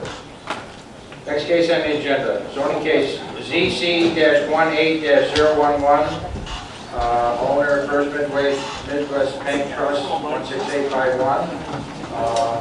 We have a request for a special use permit, and Janine from our staff will open up the case. Thank you, Mr. Chairman. Zoning case ZC-18-011, this is a special use permit for a solar farm facility.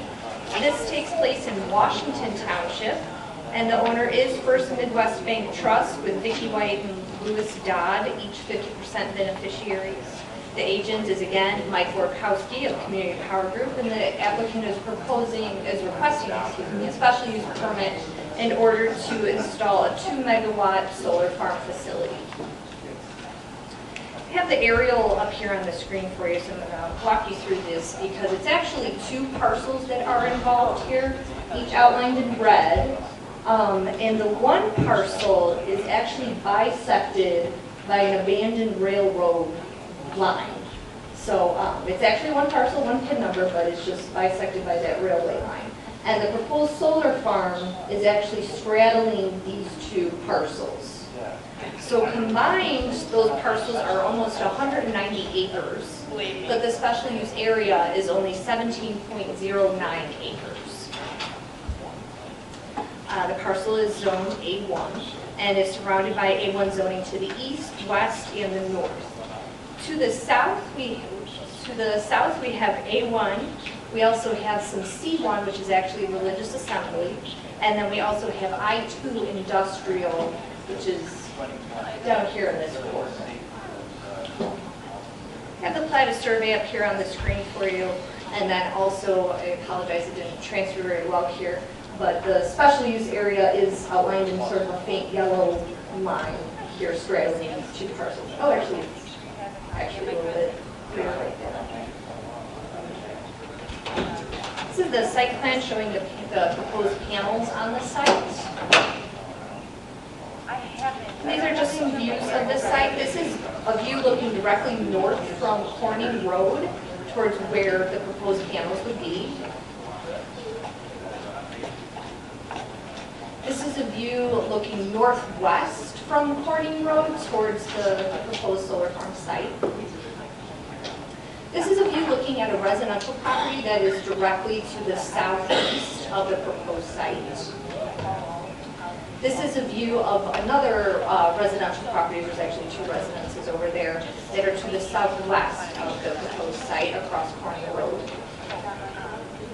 This is a view that is looking towards Faith United Reformed Church, which is that commercially zoned property that I had mentioned.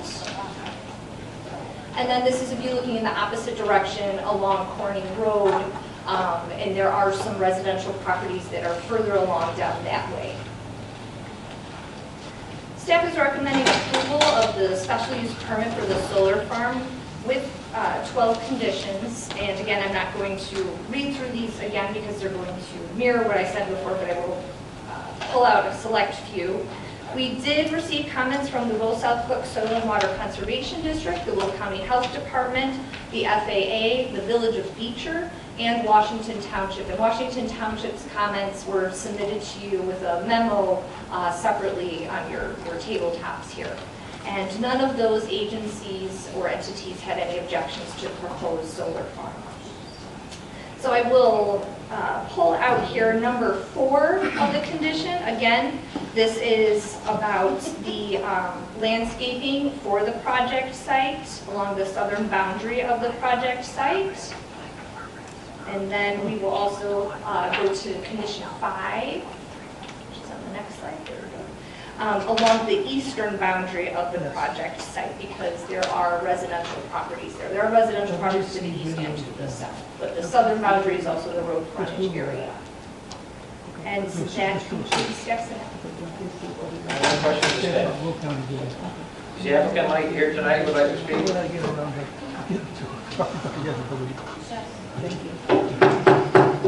Gee, haven't we seen him before?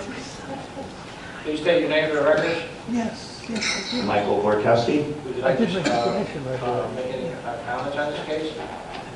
So this is a very similar situation to the others. We had gone around and visited some of the immediate neighbors that were right across the street from the solar facility to understand some thoughts and concerns they may have. We didn't hear any on site. Doesn't mean that there may not be any tonight, but we did try and focus and address on all those. And again, this was a commercial developer that we had, tried to take a piece of that parcel and do something different with it. So, Janine, are you going to have, I see June 4th, Washington Township sent this letter, and that's, at the 11th hour. However, are you contemplating anyone answering their concerns here? Sure, well, I was going to let them know what happened tonight, Okay. of course, at the meeting. And some of the, letters A, B, C here in their letter will be addressed, like letter A, further study into the site runoff and drainage. Right. We're assuming the county shall have strict guidelines, and we do. Of course, the applicants in any proposal will be required to comply with the stormwater resource ordinance, and those are all concerns that are addressed through the site development permit process. Okay. Condition B, we are going to have the landscaped buffer area. And then condition C, of course, with building permit, with site development permit, they have to get road authority approval, which will require a bond. So all of those, their conditions would be satisfied. Okay. And I'm just going to let them know what happened. Appreciate it. Okay, thank you. Thank you. Are there any concerned citizens or objectors who would like to speak on this case? Please step down, one at a time.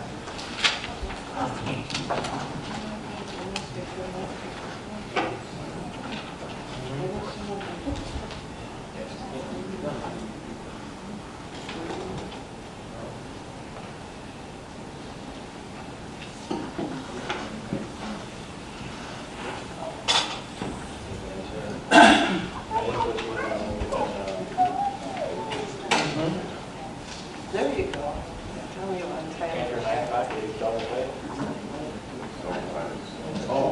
Please state your name for the record.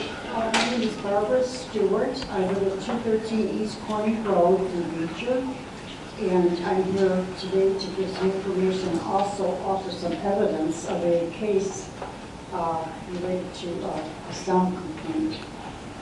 To start off with, I live directly across the street from the Hermansons who reside at 156 East Corny Road, who are right next to the area where the solar panels will be going. Unfortunately, I was not contacted, which really kind of surprised me because of the proximity of us being so close. Are you adjacent to the property? Right next No, to it? I'm actually right across the street from the Hermansons at their address. Well, you're not adjacent, you're not. Yes, I understand that. If your property line touches their property line, then you'll get notified. But it would be nice if everyone on our block on Corning Road would have known what was going on or what was about to be Was there a sign on the property? Yes, there was, but it was removed. And you could, yes, it was removed from the area where the panels were supposed to go up. So nobody really got a chance to A Will see. County sign was removed, is what you're Yes, saying? it was. Okay. Okay, to start off, I have a couple of questions. Okay, I'm going to start from the beginning. I did call someone at the clerk's office where the number was given on the application for the solar panels. And I had asked her how loud was the sound that was emitted from these inverters, and she said it was at 64 decibels. Okay, 64 decibels may not sound like much to most people, but it really is. Okay, in 2002, I filed a case along with the Illinois Pollution Control Board, and it was because of a neighbor down the street by the name of Fisher was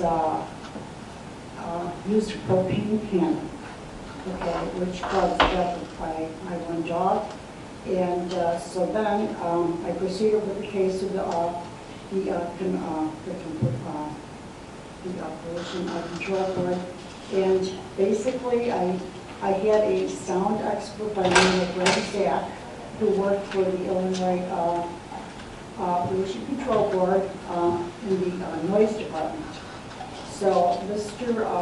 Zach came out to my house and took readings of the ambient sound that is in our area, which was calculated at about 35 to 38 decibels, which is very quiet because we do live in a very quiet area. And then I would take some readings with a calibrated meter that he would, that I would use to do readings. Okay, so some of the readings went up to 64 decibels, some even 66. So that was proven. So over the course of 2 years, this case went on and on. Okay, so finally, in September of 2004, it was finalized, and the farmer, okay, was going to.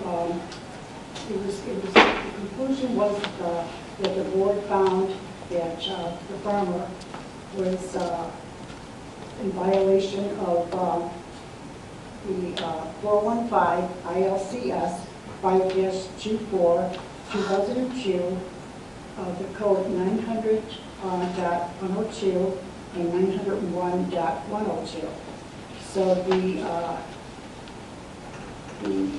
So he had to stop using the cannons. I need to submit. And what were the decibels on it, Corvette? The decibels? Yeah. Okay, the decibels, some of the readings were at 64. I'm talking about on this case that you're talking about. On this particular case, the ambient sound that was measured by Greg Zach was measured at 35 to 38 decibels. That's the normal ambient sound in our area. So that's just a typical day. You don't hear cars and you don't hear trucks or anything like Highway 1. I'm getting a little lost because you're saying there's a case. I asked you, what was the decibel on that particular case where this person was told that he had to stop doing what he's doing? Okay, they would go up to 64 decibels. He was at 64 The sounds decibels? from the cannons were clocked in at 64 decibels, and that's documented in all of this stuff. I would bring you into the 475-page report, but that would take a year to go through it. Okay, so anyways, now with the Hermansons, I was told by the clerk's office that these inverters would be at 64 decibels, which I feel that is really outrageous, okay? People can say that, oh, well, you know, you could put the trees are going to block it or above it, but it really is not true. Because sound travels in different ways, and depending on the velocity of the wind, it carries. I mean, it will go farther than what's emitted, needless to say.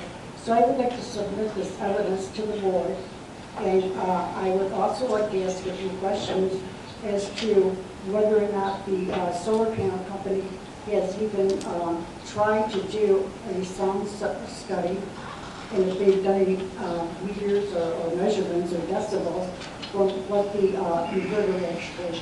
Okay, what we're gonna do is you just keep asking your questions and we'll have the applicant respond if he has, if he That's has. fine, okay, but still, this case really says everything. Okay, is about the velocity of sound, and even in Mr. Fisher's farm, it was 0.2 of a mile, okay? I am less than 1/10 of a mile from where the solar panels are supposed to go up. So, there, to me, it would just be the same thing over again, you know, and to have this constant sound is much worse than an intermittent sound, without a doubt. So, so my questions are, has anyone bothered to do an environmental impact study on sound for the area or for any type of things? What is going into the field? Just about everything. When I listened to that one family in Raccoon Grove, I was absolutely appalled. Did anyone even consider putting those solar panels over there? Okay, we can understand, we can stay on this particular case, I But I'm going to go back. only because that case is already passed. I know, but still. So, let's see. Okay, so, as I said,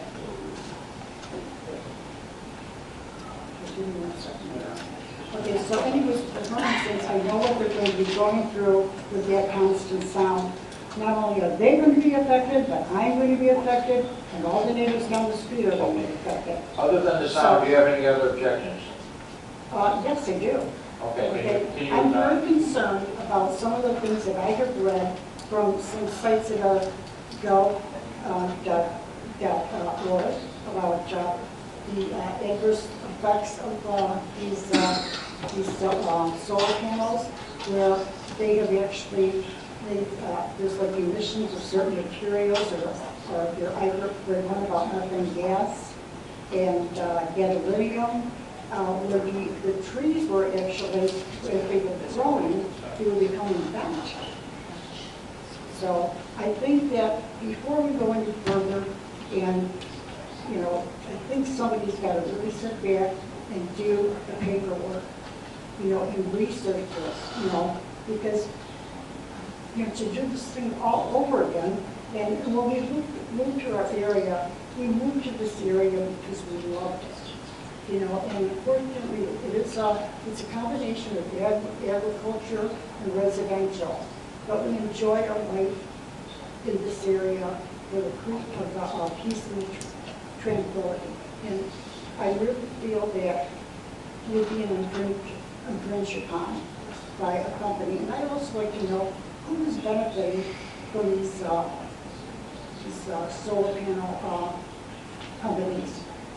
well, you know what, as far as answering, we can't answer that question. All I can tell you is that it's common sense that it's a business and they're producing electricity, sold to the electrical company, and it's a for-profit business. Other than that, I can't tell you all the details, so.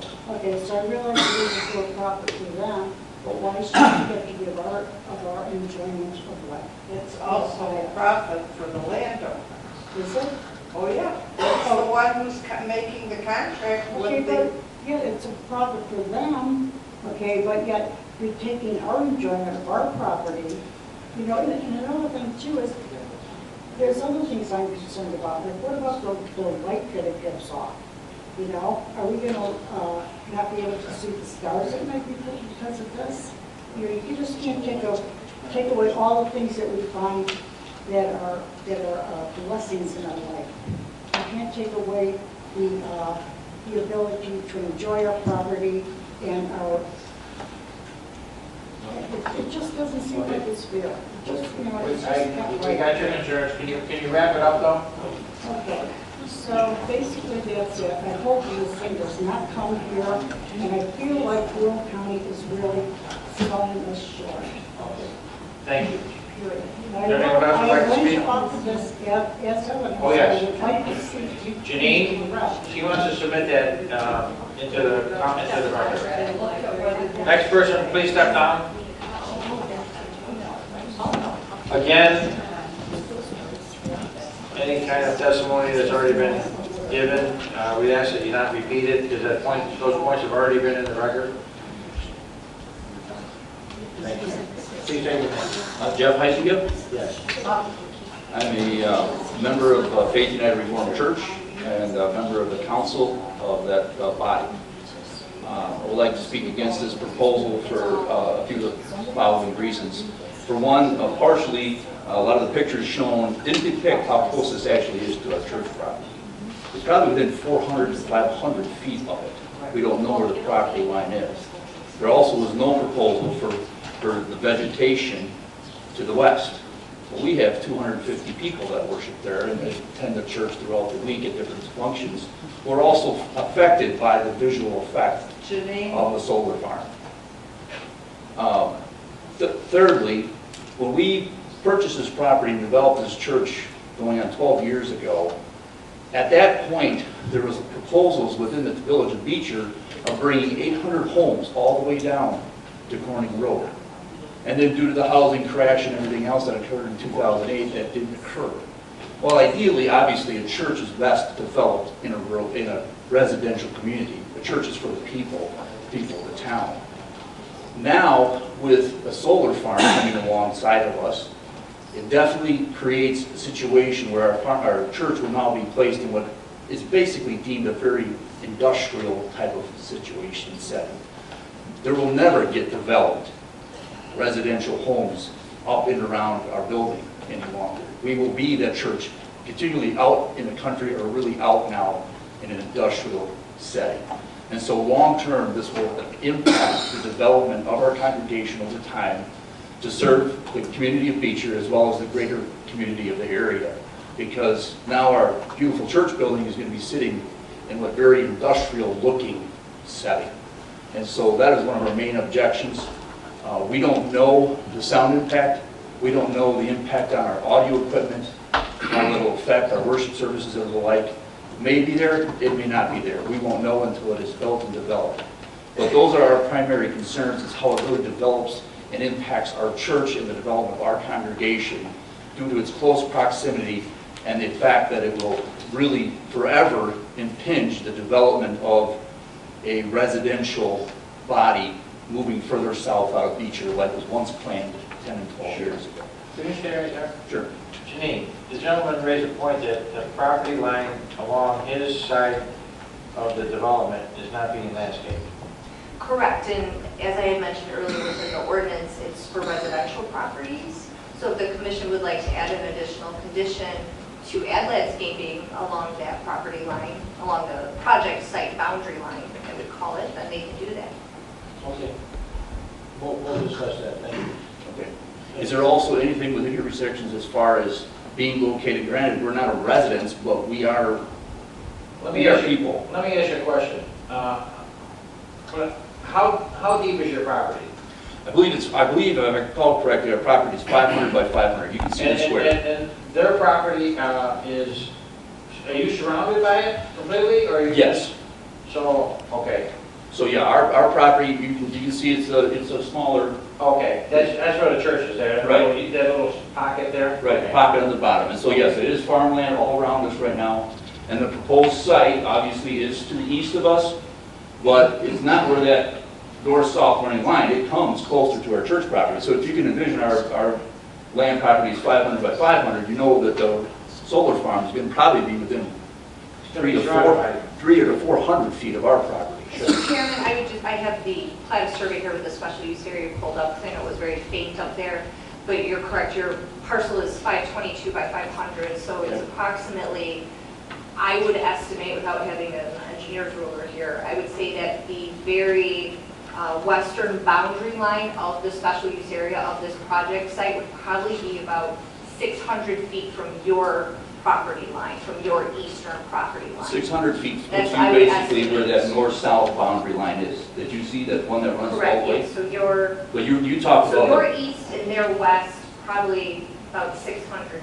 when you spoke that the solar farm would actually impinge into west of that line. Oh, no, I'm talking about their actual project site. Right, I know, their project site, you talked about, somebody talked earlier that it would actually go west of that line. It does, it goes west of that line, I don't know but yeah, so it would probably be about 600 feet from your property line. Or 300? No, it is about 600. It's about, I'm looking at the plat survey right now. Okay. Anyway, the effect is the same. Basically, you're going to see it. Well, we're going to see it, it's going to affect the overall development of the entire area and community. Yes. As far as the long-term development of a church within a community, it's going to have a negative impact on You're it. not going to give us subdivision across the street. Not across the street or near us, or, you know, within probably a half a mile of this. And obviously, I recognize, you know, the big money grab right now in the state of Illinois with the CREC money and everything else. I'm a farmer in Grant Park. I've had a number of solar companies contact me wanting to put these on my farm. So I understand the big rush to get these things in while the money's there. Because a year from now, you won't be dealing with this, because the money won't be there anymore. And so, you know, I would ask that the commission takes the time, because we have a lot of opportunities. There's going to be a lot of these things coming before you guys. Let's put them in places that don't impact people. There's a lot of rural areas. I know you can't control it, but you do have to impact the people that, you do have to consider the people that it does impact with each project. Okay. All right. We heard, thank you, sir. Okay. I got a question. Wait, you have a question? Oh. I just want to ask Mike. Okay, for the staff. Okay, next, would you like to come down? Go ahead and ask your question, Mike. Inverters, they say are surrounded on all sides by vast solar panels, right? But what I'm reading here, it says they're quieter than a vacuum cleaner, and only the distance only reduces the impact. Further, not mention that the fact that they make no noise whatsoever at night. Okay, so what I'm saying with this scenery and this, All the noise issues? Yes. There really isn't one. no, so it requires, in addition, it requires no fuel, emitted no pollutants when generating electricity, and have an extremely low visual profile in terms of height. Okay. Correct, and if I would just say, Mr. Borkowski could speak to that more, but correct, at night they turn off because they're not producing energy. And this particular inverter is approximately 400 feet from the nearest residence. And what I see is that at a distance of about 30 feet, the decibel level is at about 65. Okay. For them to be way lesser. The lesser of the thing.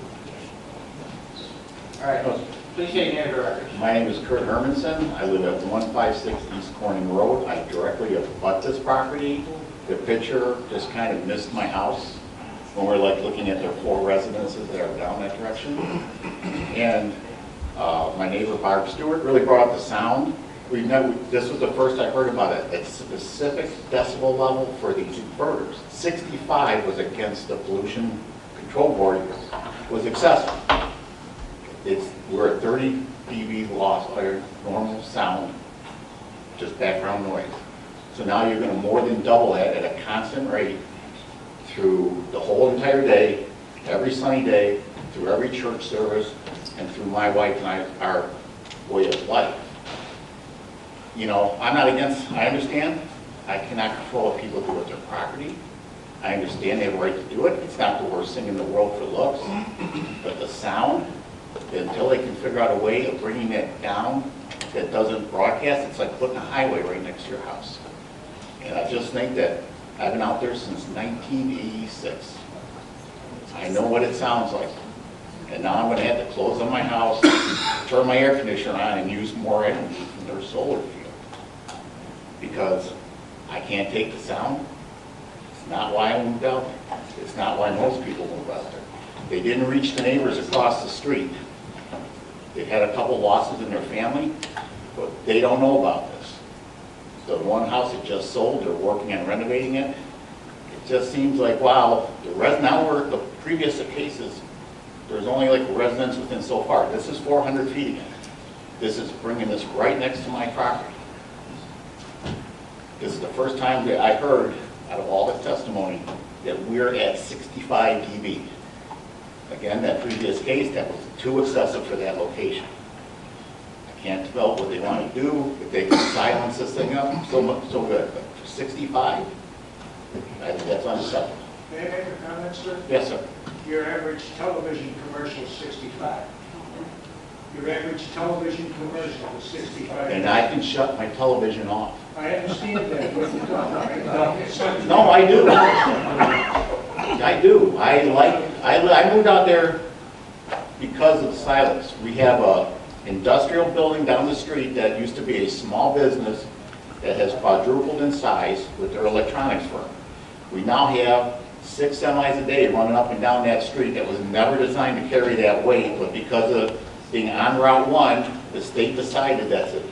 Route 1, you cannot touch it within a mile of each direction. So we've been walked over on that. So I can deal with the semis and the crowd, but that's a short period of the day. That's when they let out at lunch, it's a madhouse. When they let out at dinner, when they're over, it's a madhouse of 55 employees running down that street at 90 miles an hour. It's a short period of time. I can plan my day around it. I can't plan my day around a constant 65 dB hum that'll affect my quality of life. Where's your house at again on the land here? It's right on the corner where it says Corning Road, right on the road. So they said they abandoned railroad tracks. They're not abandoned, somebody owns that property and it's all part of the thing. Right. So it's not abandoned, it's part of the parcel. So I only have a 1-acre parcel there. It was originally one of the satellite schoolhouses of Beecher, built in 1911. And I went through a lot of retrofit on that house to make it the way my wife and I wanted to live. Boom, out the door. So I'm just asking that until they can get the sound, maybe a landowner can do what they want, but they can find locations that would put it in a more desolate spot, a little further out, and keep it within, there should be part of that ordinance so many feet away from a residence until the sound issue can be addressed. Well, we don't even know what that is. We're waiting to hear from this gentleman here. Well, shouldn't we, but okay, we're going by this gentleman, I'm not impinging his character. We're making decisions on somebody who wants this in. We need empirical We just data. read something from the internet that was disputing the noise. The lady that come up here was not talking about noise from a solar. She was talking about some kind of a cannon at It 60. was a propane cannon, but it doesn't matter because it's the decibel level of the sound. Doesn't matter what makes it. Something that she was presenting. Let's hear what he has to present. What he has to present. I understand, but I just want to say 65 decibels of sound. We don't know what that Let's just, my point is, it's 65 decibel, take that setting. If that's what it is, doesn't matter if it comes from a truck, a train, a cannon, or a person. It's 65 decibel, or at that sound, whatever, if it's 40. I think the Pollution Commission, I'm not sure what number they said was excessive. I think it was over 40. So, and I'm not sure about that, but you can go on the internet and you can find 100 articles that will conflict with each other on what sounds made, who's going after who. I just read one before we walked in, where once it's built and it's operational and it's making too much noise, what kind of a process is that? That's going to take a couple years to work through. If I could just make one. All right, this is what we're going to do. Wow, did you move in next to that gravel This is what we're pit? going to do. Come on. This is what we're going to do. You made your point about the sound, we're not going to get into an argument about it. Understood. You have anything else that you want to say? No, I think that pretty much. I appreciate it. I understand, I just don't want to get this contentious, but you made your point about the sound. Okay, I just didn't want to be told that I moved in next to O'Hare Airport, or I used to live next to a gravel pit. That doesn't mean anything. This means what we're at now and what it's going to change to. It's not. Mr. Hermanson, have you ever gone to the Washington Township Board of Trustees? We got talked this. to them? We only got this letter a few weeks ago, and it was a registered letter. I signed it. I opened it up. It's like, wow, what the heck is this? Well, because you're an adjacent property owner. Exactly. You were personally notified. And then, but the signs that were posted along the property, because we just approved 2 in Washington Township. Yes. Yeah, okay, so Washington Township's getting hit with a lot of these solar farms. And the trustees love them. They all love them. The village, everybody loves them. I don't know I wish I knew why they love them, because of what the benefit is to the county as taxes, so. All right. Thank you. Thank you. We got more cases to go, I appreciate your points. Is there anyone else like to speak? Again, we'd like to if we have to talk about, I appreciate it if you're not mentioning, you could mention the decibel thing, but we're not getting into a long drawn-out conversation about the I decibel. understand exactly what you're talking about. I sat on these committees a number of times. Please say your name for the record. Ron Stewart. Okay. I was a city planner for about 10 Can you years. pull the microphone to you out? I was a city planner for about 10 years. And I've sat on a number of these committees, and I've sat with our zoning committee. And I know that you don't have any say in what's going to go on here because you own this property. Okay? The real fight is going to be at the land use. When you get the land use, you know, because of the fact that this is what we're talking about here, land use. All of us have bought places that we wanted, and they were peaceful, and we deserved the peace and quiet that we wanted. We paid big money for these places. It's not cheap to live in the country. People may assume it is, but it's expensive. Just to cut your grass costs you $17. All right? But you cut your grass to make everything look nice. Now you're going to put this thing right next to a beautiful church. I mean, gorgeous piece of property. You know, that we come down there. But the mistake for this property was made by a zoning committee years ago. Probably not this zoning committee. You've got a mile stretch. These pictures that she's showing here does not show you what the area is like.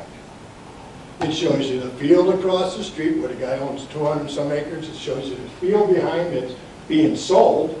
It shows you way down the block, and across from the Herman's house, you see our house. That's the start of the subdivision. All those are 5-acre plots. And on the other side of the road is 3-acre plots. In that 1 mile of stretch of road, the zoning committee in their wisdom years ago have about 5 different zonings. They've got industrial. They've got I-1.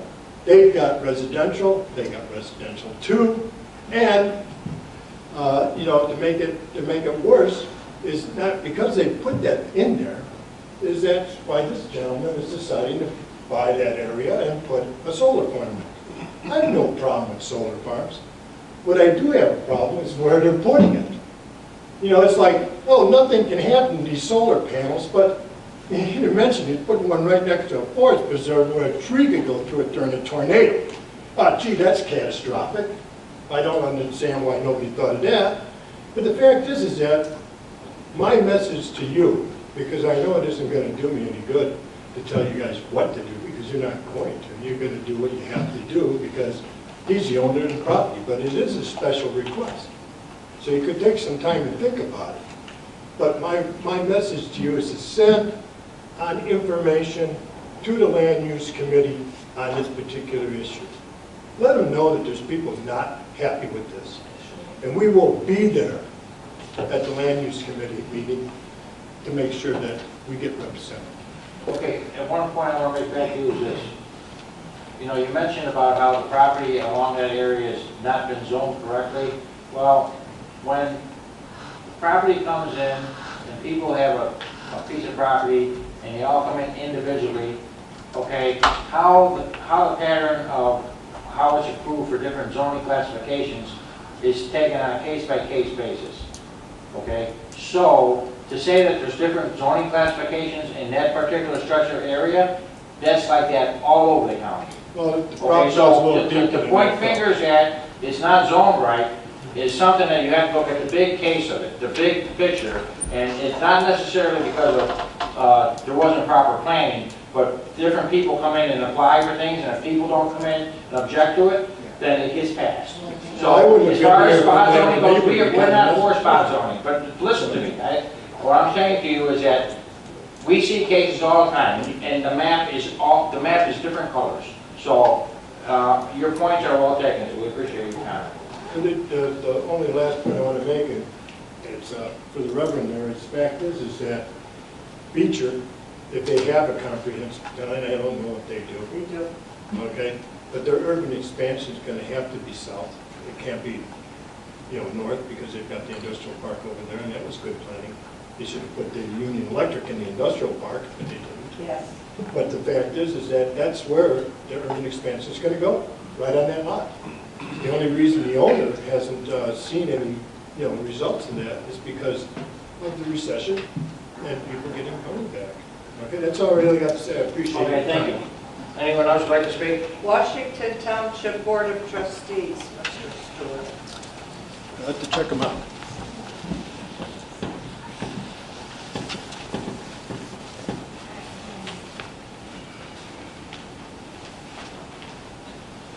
Please state your name for record.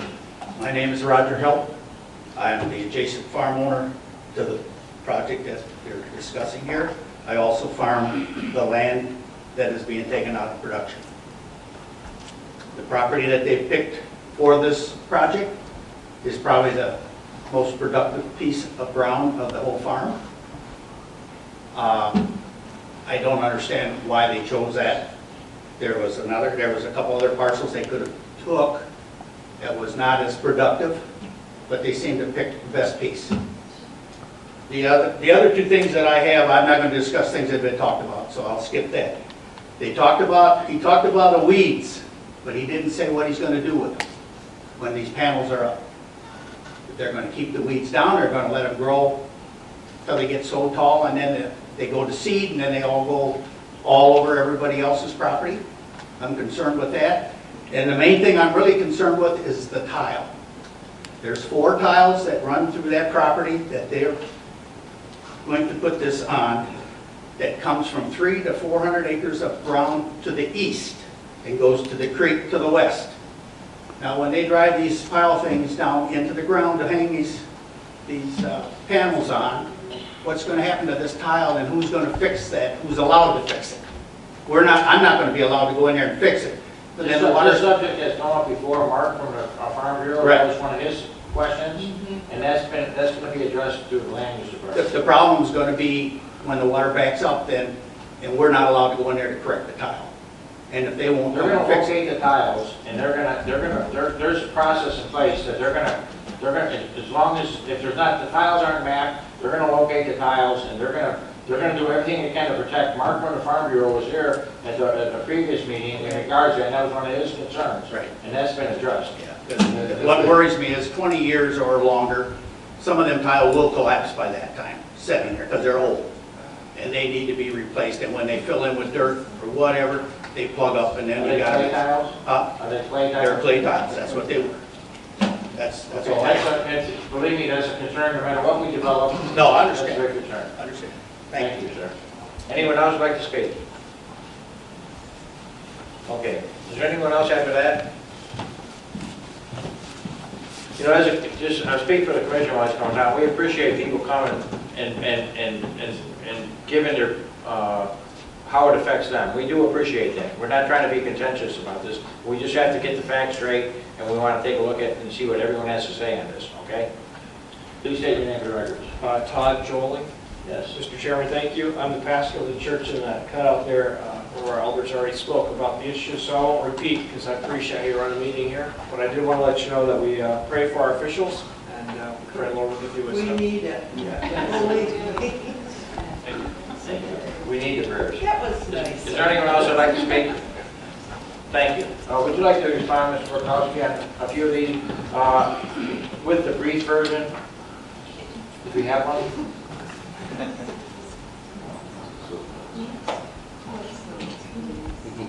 So I guess the first thing I'd really like to tackle is with regards to the noise. I tackle that because solar, one of its greatest strengths is actually the lack of noise that comes from them. And so I'll give a perfect example of how noise works for a second. A dishwasher is at approximately 60 decibels as well. And when you're standing next to that dishwasher washing the dishes, you hear it going.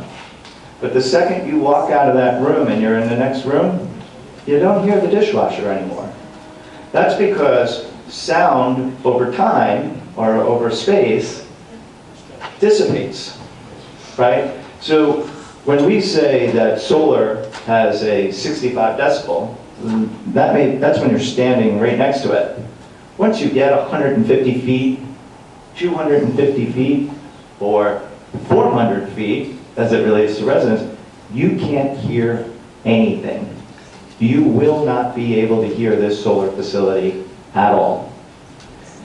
Just like if you were 400 feet away from your neighbor's dishwasher and the windows were open, you would not hear it. And so I just wanted to clarify that conversation because there was a fair bit of emphasis on that. What if the neighbor had 5,000 dishwashers and you were 400 feet away from it? That's the question I have. Right, because there aren't 5,000 dishwashers. Those solar panels don't make any noise. How many of these units are going to be on the property? It's the inverter. Whatever gives off the noise. It's the transformer that makes the majority of the noise. There's one transformer. Per panel? No, in total. Oh, for the whole project? Yes, for the whole panel. And that's fairly centered. That's why people, when they look at the solar, it's like, It's not coming off each individual panel? It's No. coming off- Okay. no, it's great. It's usually in the center of the project. That's right. We toured the one out west and couldn't hear anything. Okay. Can't hear a It's in the thing. middle, it's in the middle surrounded by the panels. And it's housed inside a soundproof box. like- No, it is not. It is not. It's just in a regular box. The buzz, you know, in front of every house, there's that can, right? On the electric wires, there's a can that hangs from the telephone pole there, right? That's your transformer. And that is at a much higher voltage than what's at the solar facility. And that's right in front of somebody's house. And that is at a much higher voltage than what ours are. I have wires under the ground. Mark, if you remember, that was one that they argued about the first one, because that's what it was. I do. Yeah. They mounted the concrete can, they mounted the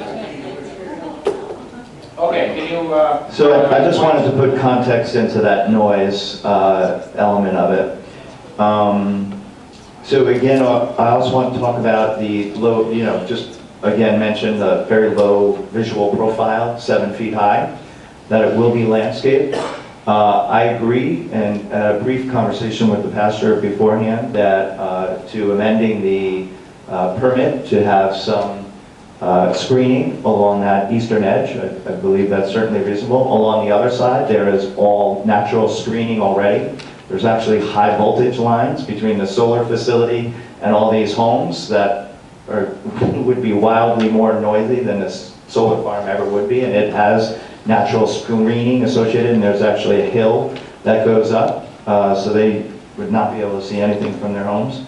Tile, when we get to that building permit, is something that there is maintenance required associated with those. It's something during the building permit process that we have to flag all those, and to the extent anything's broken, has to get fixed. Generally speaking, in these projects, the tiling comes out better after the construction than beforehand, because we will replace stuff with nice new tiling that we don't want to have to deal with for 35 years, so we'll do it right. There was a question with regards to seed.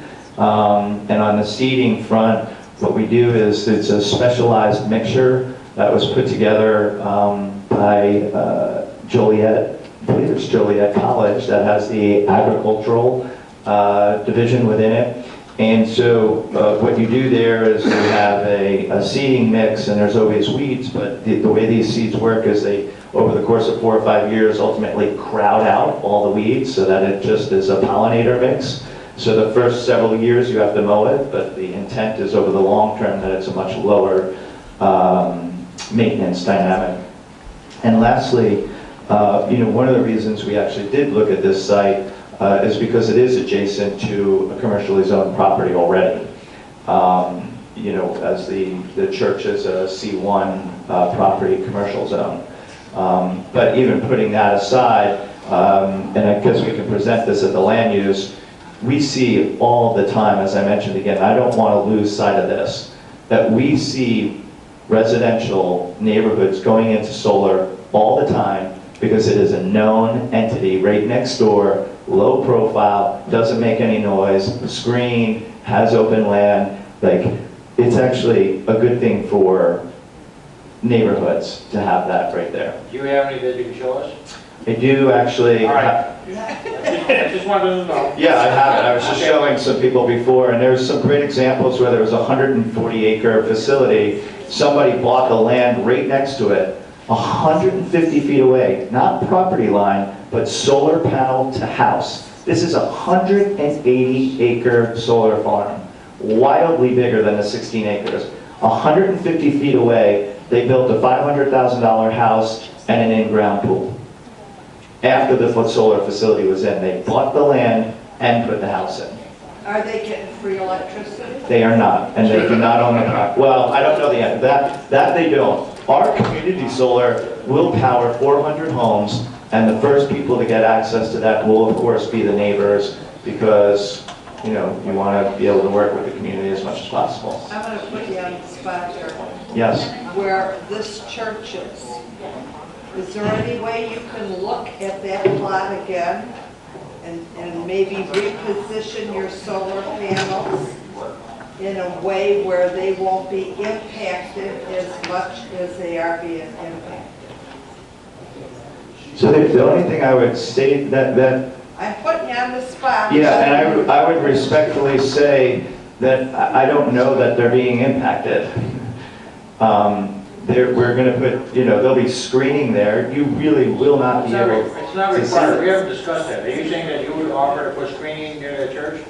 Oh, yeah, no, I thought I had just said that before. I thought it was a part of the conversation. To add to the special permit, that we'll put screening along the western edge of the facility. Yeah, Okay. I'm okay with that, for sure, if that's something you want. Have you made all your points?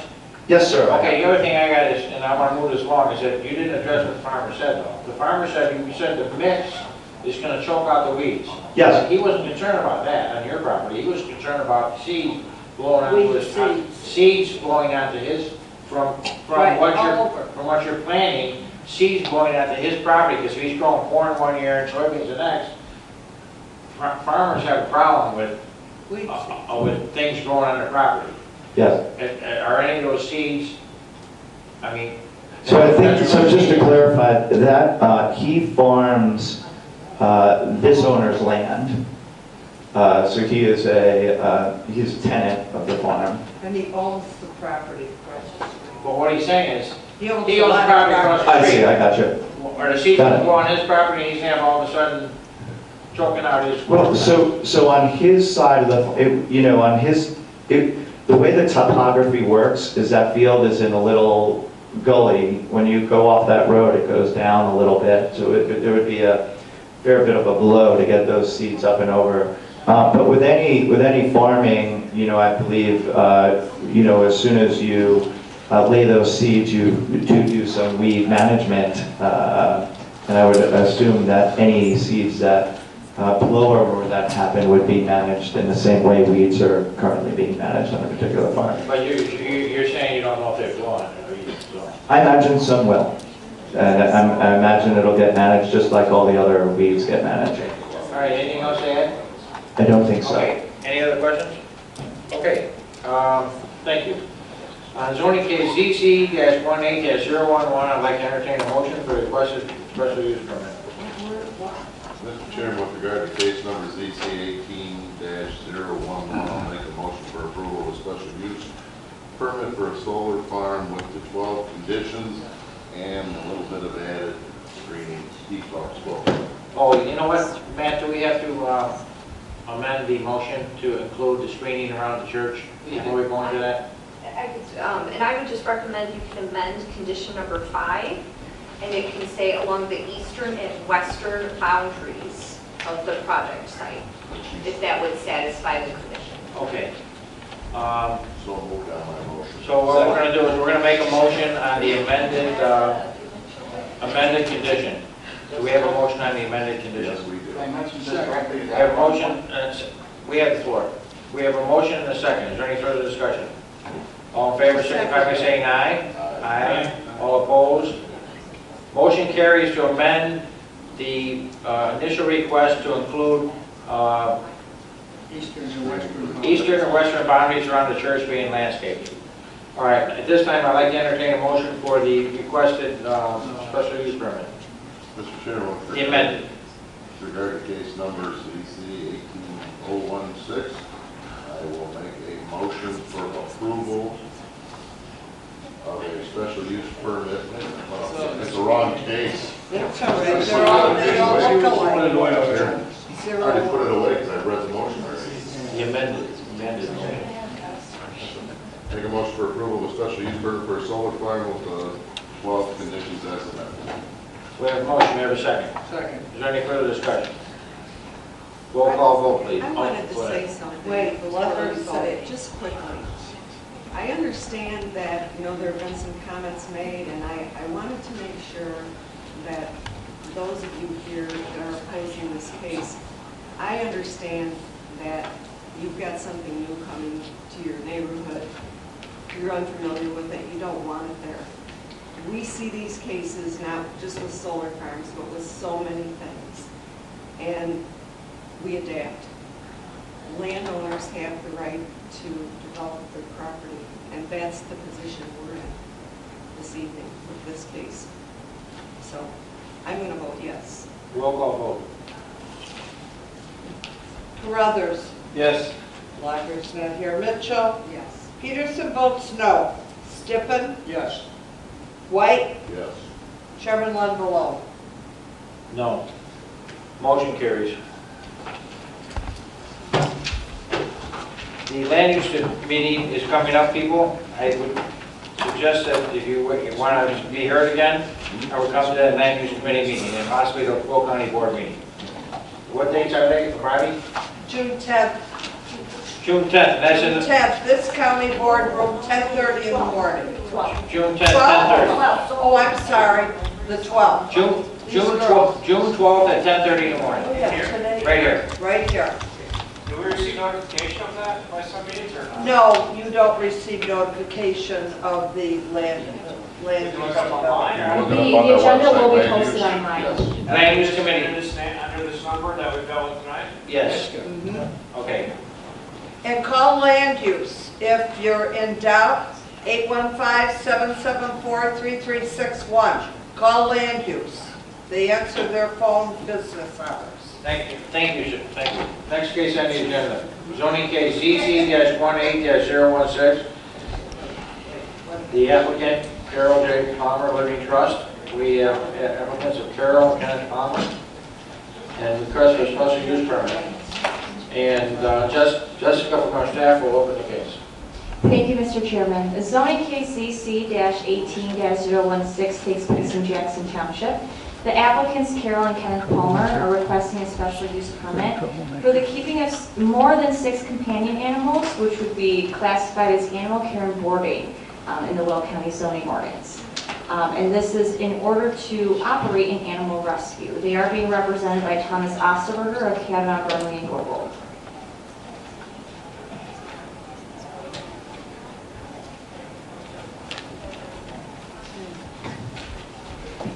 On the screen here is an aerial of the property. So you can see the property has a flag shape. It is entirely landlocked and it has access via Munch Lane through access agreement, an ingress-egress agreement. So Munch Lane is a privately maintained road, but it does lead to South Teal Road over there on the east side, and the property is located just south of Manhattan Road. So just to give you some reference there of where we are. And they're just east of the incorporated limits of the village of Elwood. So here I just zoomed in on the property where the special use area is going to be. The property was improved with a single family residence and a detached garage. The applicant recently purchased the property and demolished both those structures this year. And he's currently constructing a new home, a new residence with a detached pole barn as well. So you'll see that. This is the special use permit area that has been delineated by the applicant. The entire parcel is 10 acres and like I said, no frontage. Of the 10 acres, approximately 3.76 acres would be dedicated to the special use permit area. So it encompasses a portion of the home and then the outdoor area where it would be enclosed for the dogs to be let outside. On the map here is the zoning. The property is zoned A1. It's surrounded by A1 zoning. Even the parcel to the west is zoned A1 within the village of Elwood. Here's the site plan. So you can see the current homestead is located northeast. close to that private road. The new proposed homestead is actually closer to the center of the property, but still on the north side. The property does have a floodplain and some wetlands located to the very southern portion. No previous structures were located in the floodplain or the wetland area, and none of the proposed structures are located in that area either. The first image here is a view of Munch Lane from South Teal Road, and like I said, Teal Road is a township road. Munch Lane is not, so it is privately maintained and it's a gravel road. The first image here is a view of the newly constructed gravel driveway facing northeast at the view of Munch Lane. So just in front of that tree line, what you see in the first image is the driveway. So that's on the applicant's property, and it's coming off of Munch Lane in a new location than where the previous driveway was. The second image there is actually facing west. To the west of the property is a tree farm. So it's facing the tree farm, and then you can see to the south there where that new driveway was put in. Here's a view of the new single-family residence from the approximate location of where the previous homestead was. So that's where you see a lot of the more mature trees where the previous home was for many years. So looking in that general direction, and you can see the house is under construction. Here's another view of the residence, which is under construction facing south from not exactly Munch Lane, a little bit more towards the middle of the property because the house is set back a little more than 200 feet from Munch Lane. Here are a view of residential properties located northeast of the subject property. And in taking this image, I'm standing at where the previous homestead was located. The homes are not as visible from where the proposed home. Here's a view of the nearest residential property located to the east. So that would be, there are 3 residences, which includes Mr. and Mrs. Palmer, who utilize Munch Lane. So this would be one of them, the closest one. Here's a view looking west, approximately where the outdoor enclosure area would be. There's a mature tree line, which the next image is going to show as well, along that western boundary, and just behind that is a tree farm. A view facing south towards the wooded portion of the property. So to the south, a lot of that area is wooded, and that's where you find the wetland and the floodplains that go through the property. So staff is recommending approval of ZC 18016 with 7 conditions.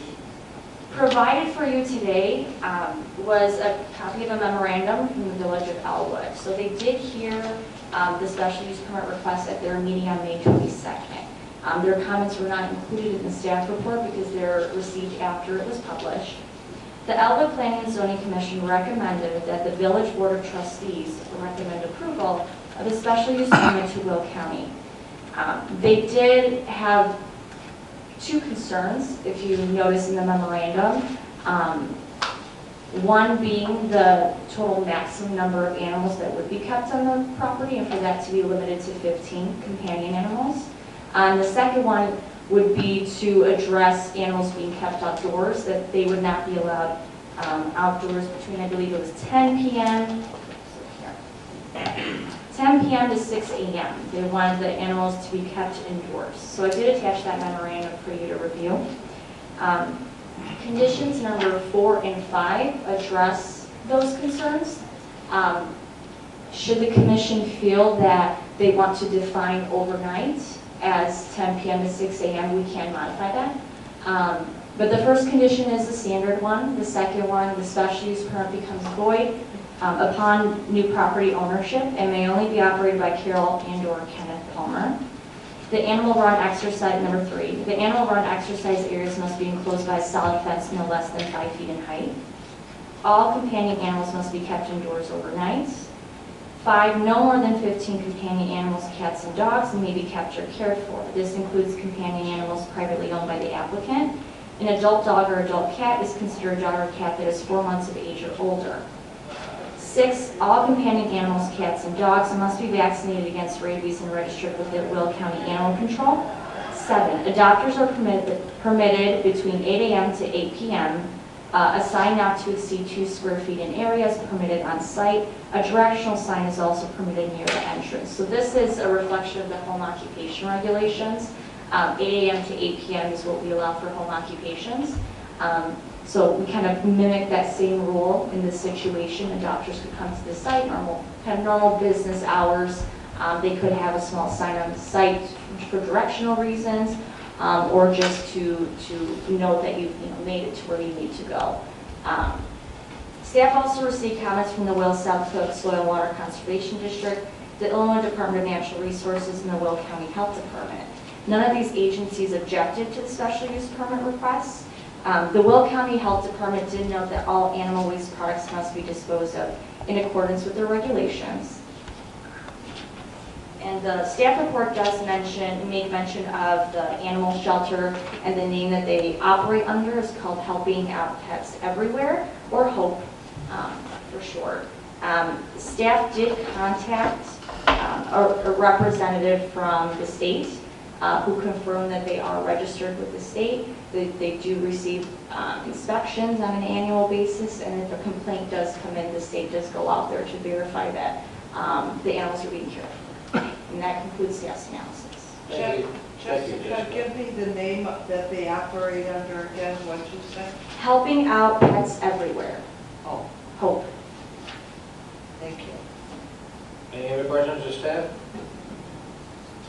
The applicant would like to speak? While the applicant's coming down, I'd just like to poll the remaining people that are in the audience. Are there any objectors or concerned citizens that would like to speak? Okay. Good evening, Tom Oscarberger, 111 North Ottawa Street, attorney for the applicant. Couple things. We've been working with staff for a couple months on this. This is a 10-acre site with 3.76 acres of special use. Very large home. The applicant, Ken Palmer, is here tonight to answer any questions. This use is a special use only in an ag and an E2. Given this situation, as you note from staff report, there's nothing which would suggest that this isn't the appropriate place. Mr. and Mrs. Palmer care for their dogs. We agree to all the conditions. The only thing we ask is the limitation of 15 is, we would ask if you allow 30. They have a large house. They've been doing this for quite a while. A person can have 5 dogs, or is it 6 now, Jessica? Is it 5, or is that a typo of 6? And so you can currently have 5. They end up with 5 of their own. That only leaves them 10 for the rescue. They try to adopt these out, and so they're looking, and that includes cats as well. How many are allowed at their current facility? What are you allowed, Kim? 15. 15 currently. 15, and how big is that property? Pardon? Come on down, Ken. Ted, you've got to go to Elmwood. They're the ones that are really guessing. This is in the county. Ken went to Elwood, though. I live in Elwood. I live 6 blocks from where I moved to. But this location... Can I address something here? Say your name first. I'm sorry, I'm Ken Palmer. If you look at Elwood's recommendation, the whole comments was around the noise level and the dogs, and they voted on 15, and I don't have a problem if it was 15 dogs. The problem is they changed it to say 15 companion animals, and that incorporates cats, so suddenly cats don't bark, they don't make a noise. In fact, Will County Animal Control has already told me they don't count cats. 30 animals, if you said 30 animals, how many would be cats and how many would be dogs? Probably a third of them would be cats. 10 cats and 20 dogs? Yeah, but that's, I'm finding homes for these, but the problem is, my rescue, we do things a little differently than some of them. A lot of the puppy mills are getting closed down now, they're not finding markets. And what they'll do is they sell off their stock to other puppy mills in other states. I'll actually go to a puppy mill and I'll talk to the owner and I'll buy out his inventory. And I'll take back 8 or 10 or 12 dogs at one time. And now I don't keep them very long. Usually they're out of my place within 60 to 90 days. But when we bring them in, we get vet checked, we vet their personalities, we get rabies shots, microchipped. We do everything. Will County Animal Control is well aware of us. We give them complete notifications on all the animals that we brought in. So, in fact, the only thing they complained about when I talked to them last time was we forgot to send them notices when we adopted them out. Is it mostly dogs or typically? It's mostly dogs. And we're getting in, we get in Newfoundlands and Labradors as primary breeds. We work. So the 20 and 10 could be ambiguous. Yeah, so, you know, it's gonna depend. We have to define it somehow, though. Yeah, well, but, you know, that's why I'm saying the companion animals with a number is difficult, because, you know, one day I could be over, and 3 months later I could be way under, so, you know, it depends on the situations. Okay. I'm not gonna be a huge animal like anti-cruelty or any of the other How places. close are you to the village? Right next to my property where the Evergreen is actually in the village of Elwood. Yeah, the property is the So you would have been right next to the proposed North Point, huh? Pardon? You would have probably been right next to the proposed North Point? No, they weren't coming out that way from. Are you, Not that I was Route approving 33, for. you're east of there, aren't you? So where I'm living now, or? He's on Munch Lane, He's so if private. you go behind Wooded Cove, Munch Lane is a very rural gravel road, it's a private lane. Yeah, you know what, I'm from Manhattan, but they tell us to stay out of Elwood, so I don't get down that road. They said, oh, don't come in over to Elwood, so I know approximately. So, okay, anything else? That's it. We'll be- What about, We've been allow you there to respond to any concerns from adjacent neighbors? Well, I've been there 10 years running a rescue, and we've had no noise complaints. 10 years, so. You're a special person to do that. Thank you. Okay. Okay, is there an objector that'd like to speak tonight?